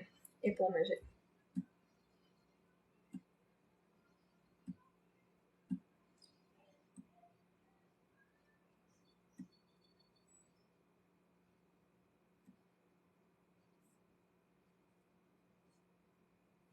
Up, down, okay.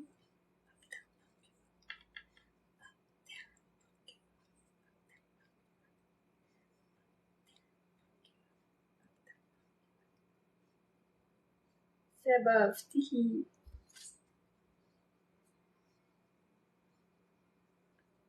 It did not show anything. It says Apple magic. See above. Teehee. There's nothing else. Nothing else.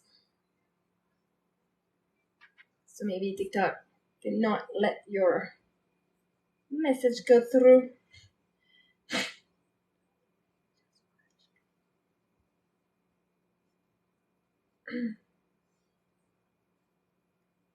Don't believe me, just watch. Don't believe me, just watch. I was so sad yesterday. Not so sad. Well, I was a little sad, yes, but it was very like, oh. I was in Laval and I came back from Laval and I said, I'm gonna go downtown Montreal since I'm there and I don't have my kids and I want to go get some strawberries at Atelier Fraise. And I did a detour and I went there. They're closed on Monday. I was like, really? The one time I want to get there and I'm there?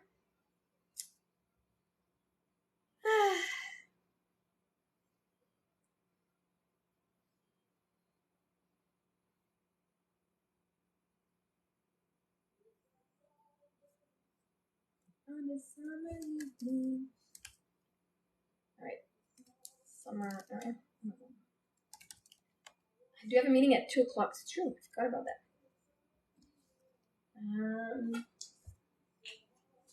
Let's see.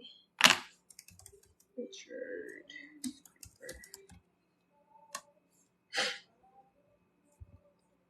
Never going out. Mini script.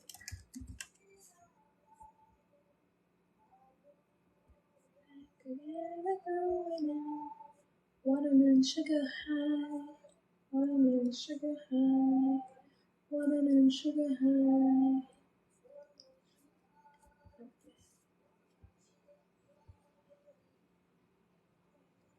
Oh, he razor scraper. Razor scraper.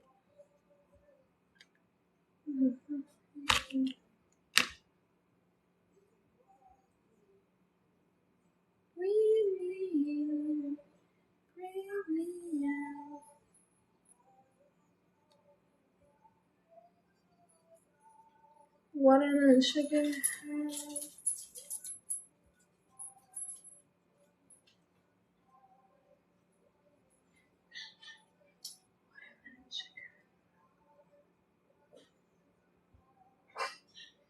What's up, puppy?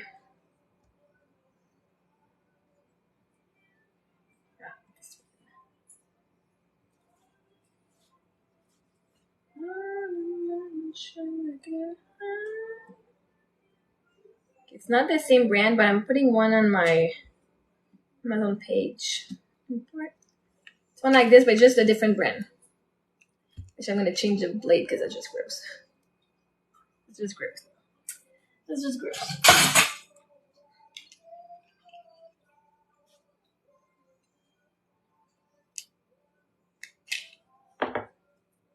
Let's not get hurt. Let's not get hurt.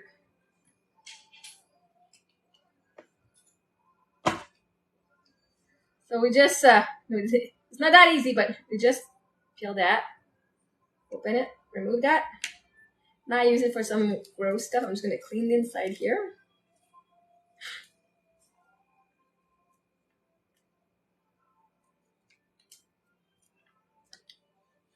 And I have in here, I have some, where are my blades? Oh, sharp.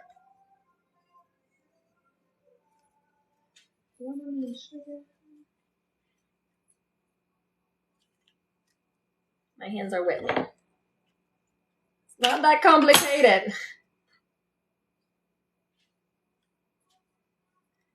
This opens up. It's like a pack of gum, but it's a pack of blades. Oh, I got water in there. Just wipe them up so that they don't rust. Don't rust, please.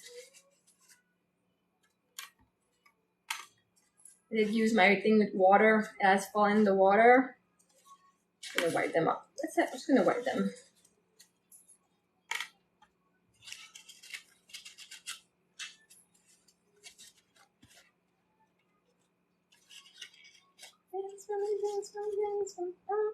So I'm just gonna put them back in here. I'm gonna put 2 back in there, and I'm gonna re-click.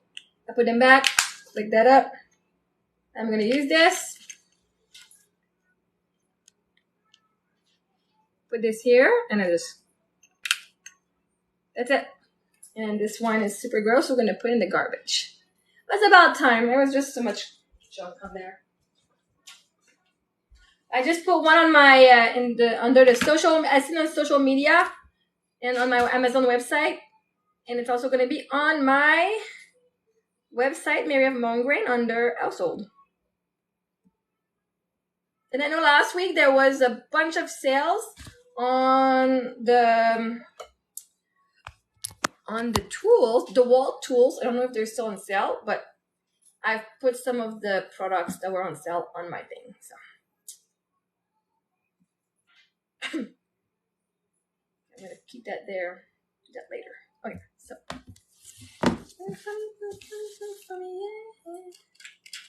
And with this, like I remove paint, I remove some extra, like foam. You're gonna fill up a hole with foam, and it adds too much. You can just scrape that because it's a blade. Really, it's a blade. All right. Feel like there's a little momentum that kind of slowed down. Let's keep going. I should eat something, and then we're gonna go and do the laundry. Just fold the clothes.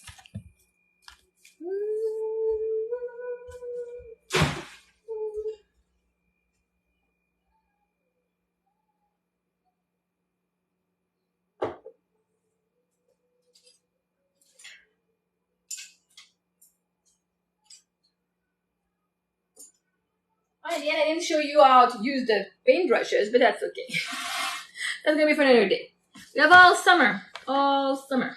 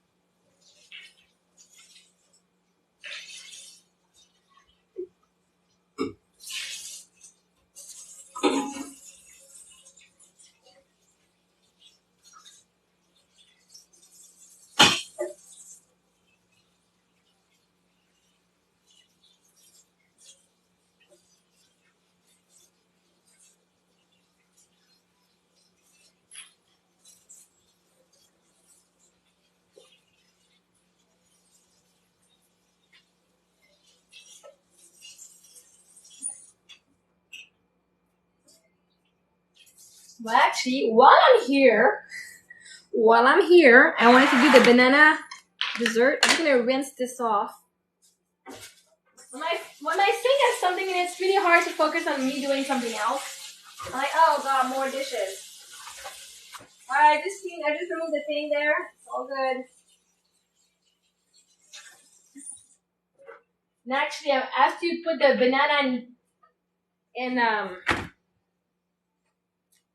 it really won't be long. So it's banana. I cut the banana, put them in the mold, add a spoon of peanut butter on top. And just the longer is to make it freeze, because then it's just little bites, little energy bites of banana, peanut butter, and chocolate.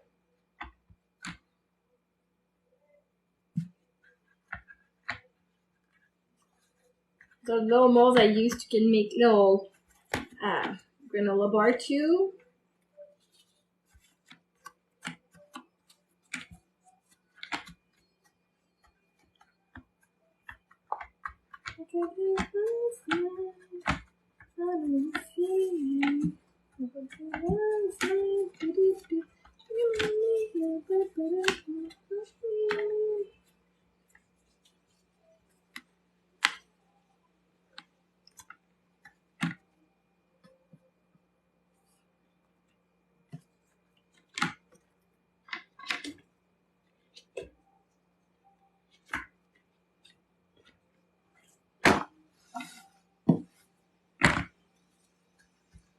Alright, so I do have some banana that are still fresh before they go bad.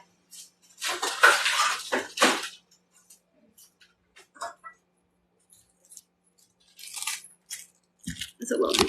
Just while we're there, quickly.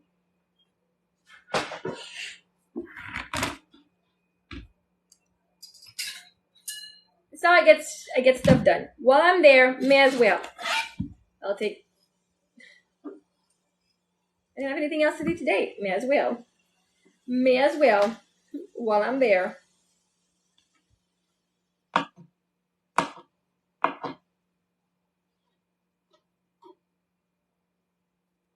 I'm just gonna go like cut the banana as much as I can lengthwise.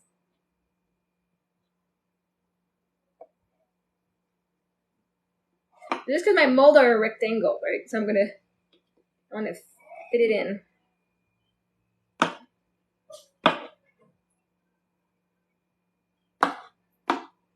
I'm gonna go one per square, as much as I can.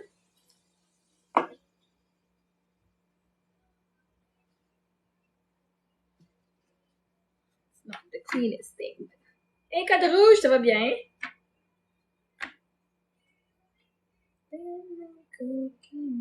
Ça.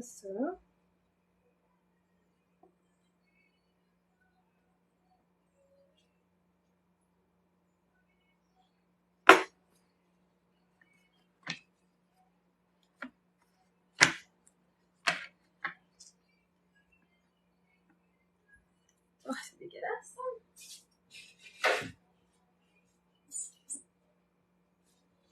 On fait des affaires vite. Des fois, c'est pas ce qu'il y a de mieux. J'ai du poêle de jour, là. Du poêle de jour là-dedans.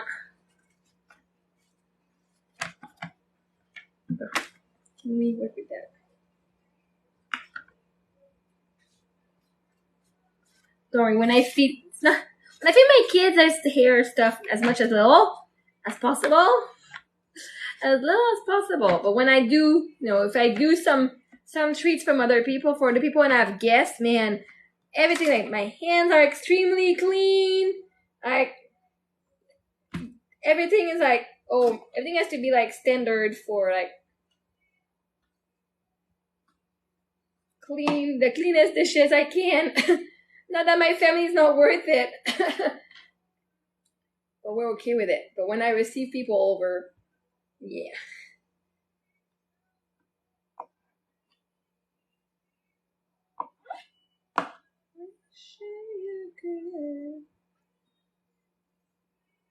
We're doing this little bites. Probably. It's just to do a peanut butter. It's just a bite, because if the pieces are too big when it's frozen. Alright, no.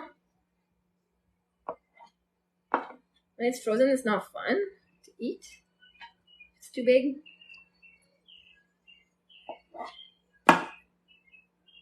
There, that should be good.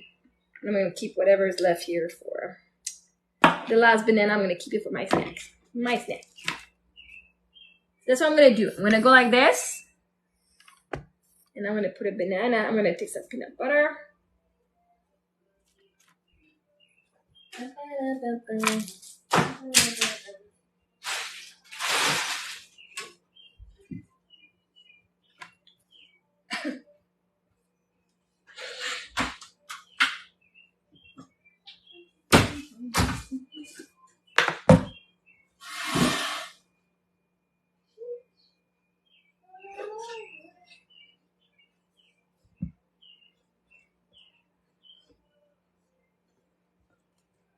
Come on.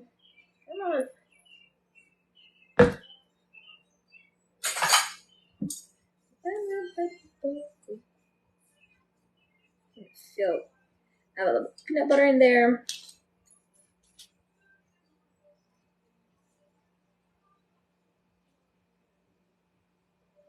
It's a little messy process, but it's a good snack.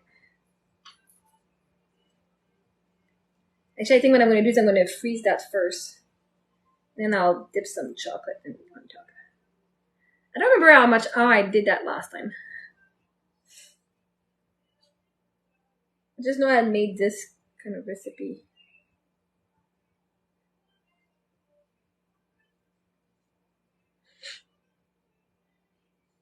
Sheesh.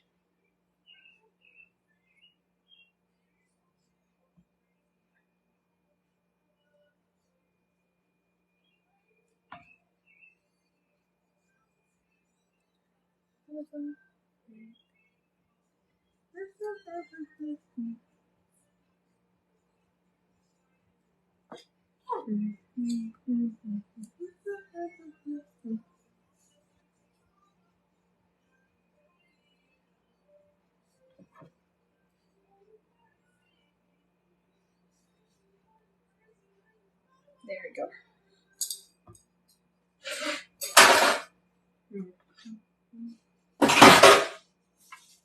I already had cut this one, but I guess we're gonna eat that one.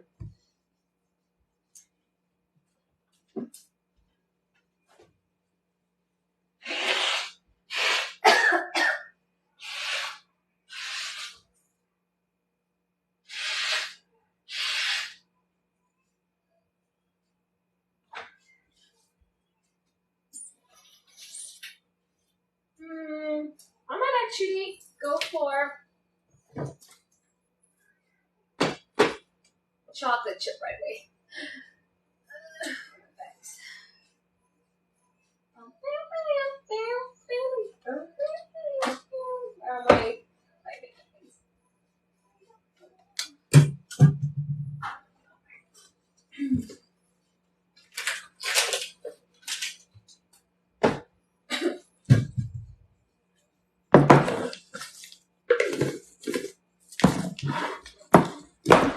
I'm gonna melt a little bit of chocolate in this. I won't wait. I'm just gonna put everything in there. It's not gonna be messy.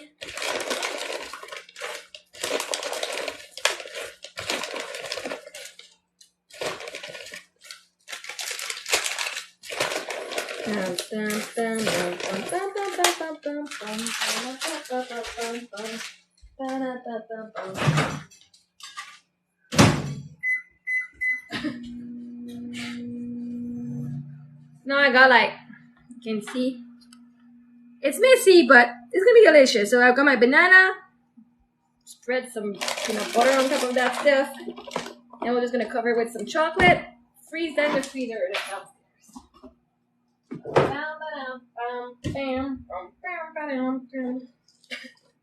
So I'm gonna make this right now. That one lasagna. That lasagna.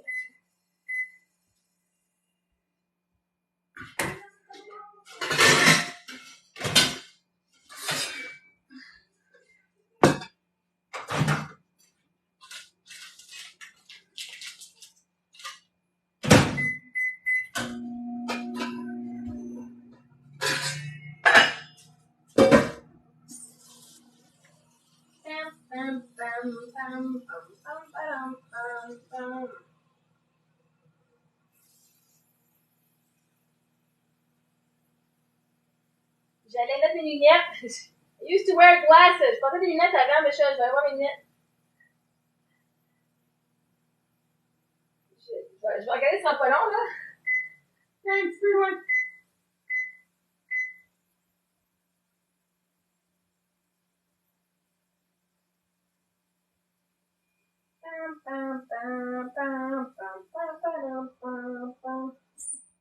On va se mettre, on va faire chauffer notre eau. Non, là, regardez. Je vais manger mon chocolat. Je mets mon chocolat là-dedans, là. Juste de passage à juste du travail. Ah ben, salut! Merci de passer! Merci d'être là! Mon chocolat, je l'ai mis dans un sac, un piping bag, là. Je sais pas si ça va au micro, mais je le mets quand même. Ça, je vais mettre 30 secondes, je squish, un autre 30 secondes, je squish, je vais leur mettre un autre 30 secondes.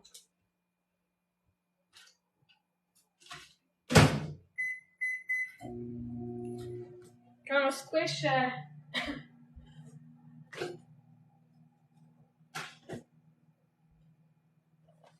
on va faire chauffer ça. Pourquoi tu parles en français et tantôt tu parles en anglais? Je vais te demander pourquoi est-ce que je parle en français des fois et je parle en anglais des fois. Qu'est-ce que tu penses? Quelle serait la réponse qui est logique selon toi? Moi, je sais que tu connais la réponse. Je vais pas te prendre pour un idiot, je sais que tu connais la réponse. Un idiot ou une idiote, je sais pas si c'est une fille ou un garçon.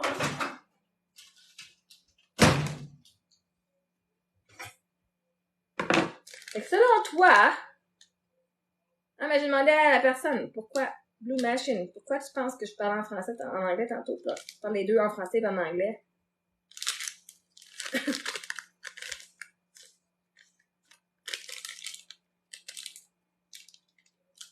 Fait que là, mon chocolat est tout fondu. Je vais me faire un petit ça de même. C'est chaud. Là, ben, on va aller l'étendre sur notre...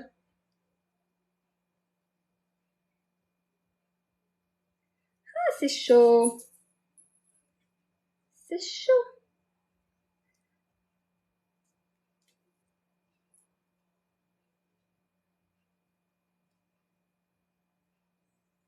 Mais moi, si du monde qui me parle en anglais, je parle en anglais. Jusqu'à temps que quelqu'un me parle en français, je touche en français.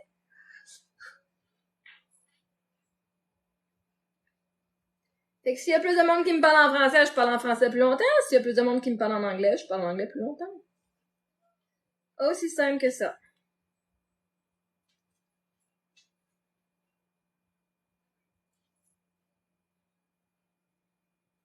Ah ben, il me reste du chocolat, fait que je vais en rajouter sur ceux qui n'ont pas beaucoup de chocolat.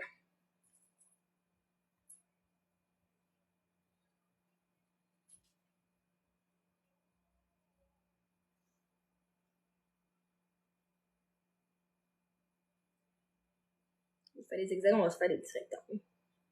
On va les couvrir de chocolat. Let's go to the beach, they say what you gonna say for the beach.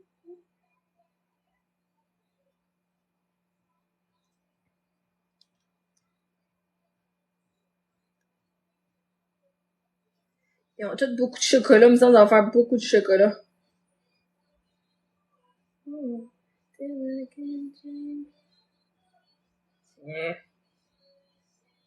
Voilà. Hey Murph, how you doing? Thank you for your heart. And so, là, I'm gonna put that in the fridge. Let's go put that in the freezer. And it's gonna freeze, and then we're gonna have delicious little frozen banana chocolate peanut butter. This is definitely not, let's put it on there. It's not gonna end well if I go like that. This is big enough. That's kind of big enough so I need it to. Look how gorgeous that looks. And if you're someone who likes to use like just natural peanut butter or whatever, I like my Kraft, my creamy, the green lid Kraft peanut butter. That's what I use all the time. Dirty that couldn't find any, so I had to use the crunchy red one. It's okay, all is good. It's like on my fridge here.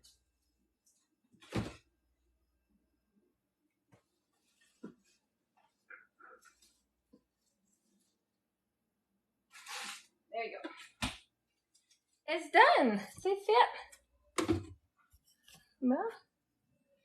Parfait. No. And let's bring the clothes upstairs to focus. That's our next step. Eating was our next step, and now we're going for folding clothes. I know. I might just bring a little snack. I'm not really hungry right now. I would eat just because I have to eat, but I'm more thirsty than hungry. This is a sport. Bring a basket with one hand. One hand and one hip. And my hips. I will put you down though, and I'll go and get the other basket. You don't have to come with me. You don't have to come with me. Okay, I'll be right back, guys. I'll be right back.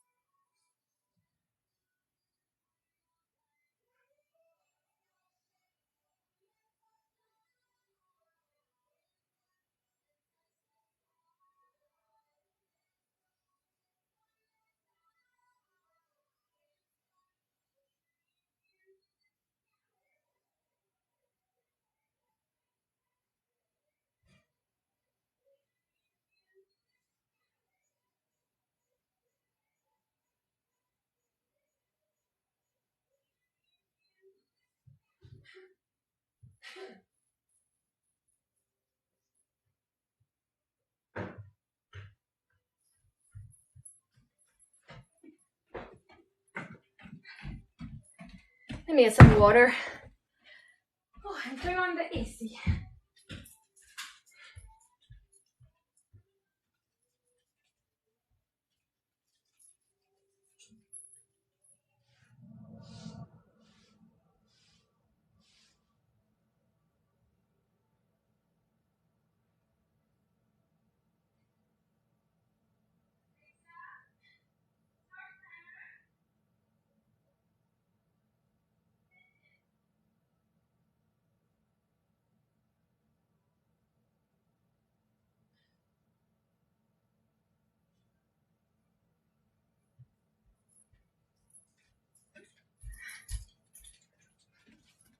I had to put a timer with Alexa because I forgot I had water boiling on the stove. I'm like, oh yeah, I'm doing lasagna at the same time.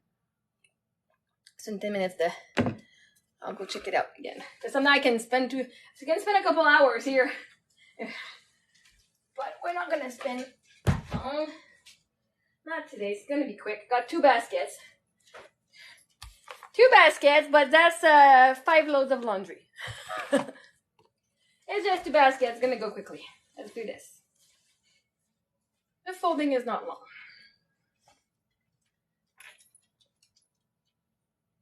In the name of love.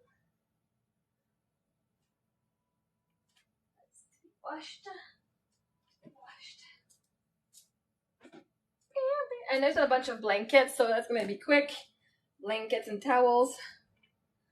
I do like when I have loads of blankets and towels. It looks like a lot until like 3 towels later, the basket's empty. Where's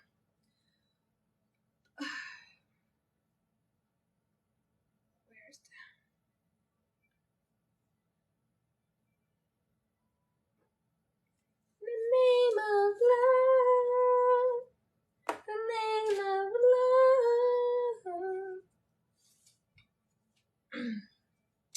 So what are you doing today? Qu'est-ce que vous faites aujourd'hui? Qu'est-ce que vous êtes en train de faire pendant que vous me regardez? Dang, the lazy bum. And being called lazy is actually not an insult. It's like, yes. People call you lazy in a bad way because they wish they were you, but they judge themselves. You're so lazy. Yeah, I am lazy and things come to me because when you're lazier, you don't strive as much. Things come to you much more easily. Because you're not working against, you're like allowing the universe to step in for you. So,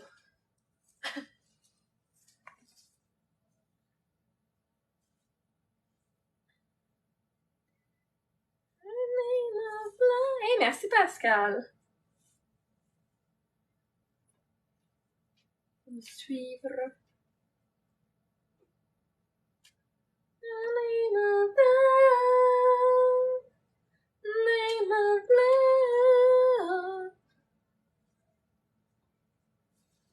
On va vous faire ça vite, vite, moi, cette paniers-là. Ça va peut-être fait aujourd'hui, ça.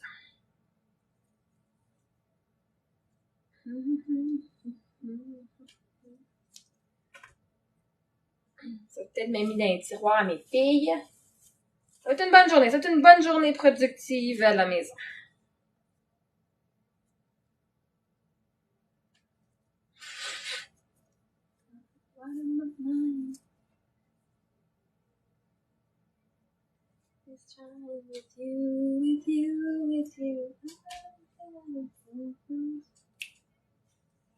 Une doudou!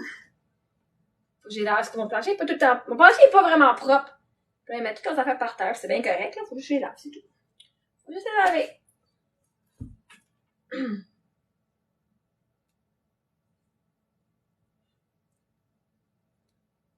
L'autre fois, j'ai appris de quoi à mon voisin, le petit enfant.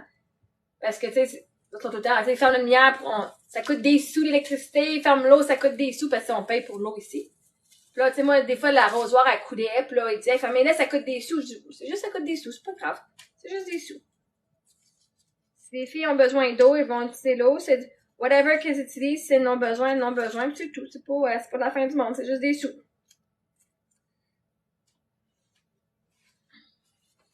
Je sais pas si ça peut-être juste resté dans sa tête, tu sais, comme, en grandissant. C'est juste des sous, tu sais, quand tu vis ta vie. Des sous, ça se refait. Puis c'est ce que j'aime. Parce que je me suis, tu sais, des fois, je me blâme, j'ai pas bien pris soin de mon argent, de mon héritage. Mais en même temps, je n'ai pris bien soin parce que je l'ai utilisé pour ma guérison émotionnelle, pour gâter mes filles aussi, puis, tu sais, je vais leur donner une bonne éducation. Fait que c'est pas que j'ai pas pris soin de mon argent, j'ai même parti une business avec. Fait que, j'ai dit non, ça c'est moi qui dis que j'ai pas bien utilisé mon argent, selon les autres, parce que là, je n'ai pas eu. Right? Mon investissement est comme pas payé financièrement encore. Donc ça, c'est juste encore est la réponse. Mais j'ai dit, là, j'ai vu, il y a plein de monde sur TikTok qui dit, le gars, il dit, regarde, l'argent, là, ça s'imprime, l'argent, ça se fait, mais les souvenirs avec mes enfants de quand ils ont 5 puis 6 ans, puis de faire des souvenirs avec eux, ça, je peux pas revenir. Fait qu'il dit, l'argent, ça peut toujours revenir. Ça, non. Ces moments-là, non. Fait qu'en même temps, j'ai dit, ah, non, mais c'est vrai. Tu sais, oui, j'ai pris de l'argent pour rester à la maison. Puis, tu sais quoi, je suis bien contente de aller faire des voyages, mais jamais j'aurais pu faire, tu sais, jamais. Je peux pas revenir sur quand ils ont 5 ans. Fait que, je suis pas mal fière de comment j'ai utilisé mon argent, là. Je trouve que j'ai bien managé pour ce que j'avais. J'ai fait mon possible d'en refaire d'autres. Ça va venir. J'ai appris de nouvelles techniques tout. Puis en fait, mon mindset, travailler sur mon mindset et de voir que j'ai de la valeur et de ne plus avoir de stress, ça a été le meilleur investissement que j'ai pu faire en moi. C'est même avoir investi dans le stock market puis tout que j'avais fait, puis à un moment donné, j'avais besoin quand même des sous, ouais. Mais là, au moins, je peux investir, je peux prendre plus de risques sans avoir peur. Mes peurs, j'ai passé au travers, là, j'étais le meilleur investissement à faire que des entreprises. Là, j'ai fait moi, là, je peux investir dans d'autres entreprises plus tard. Parce que là, plus que je me sens bien, plus que mon argent va augmenter. Je vais en avoir plus pour dépenser après. J'aurais pas peur de te la perdre. J'aurais pas peur de te la perdre. Je serais pas dans l'énergie de manifester ce que je veux pas, là. Fait que ça, c'est un beau cadeau que je me suis fait.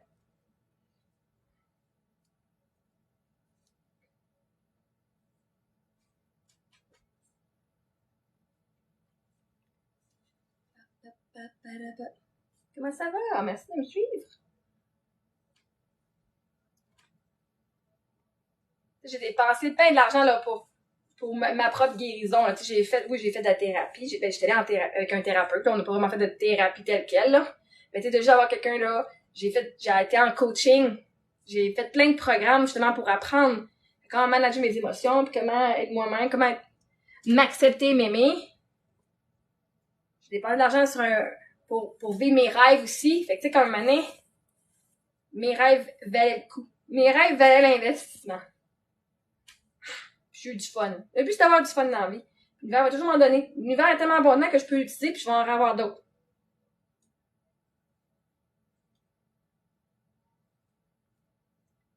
Cet argent-là, je l'ai eu puis j'ai même pas travaillé pour, là. J'étais juste en couple. J'étais juste la personne qui a été choisie pour avoir cet argent-là. Je t'aime, je te choisis. Boum. Ben, ça va revenir aussi de d'autres façons. L'univers m'aime, juste parce que l'univers m'aime. Pouf, voilà. Voilà.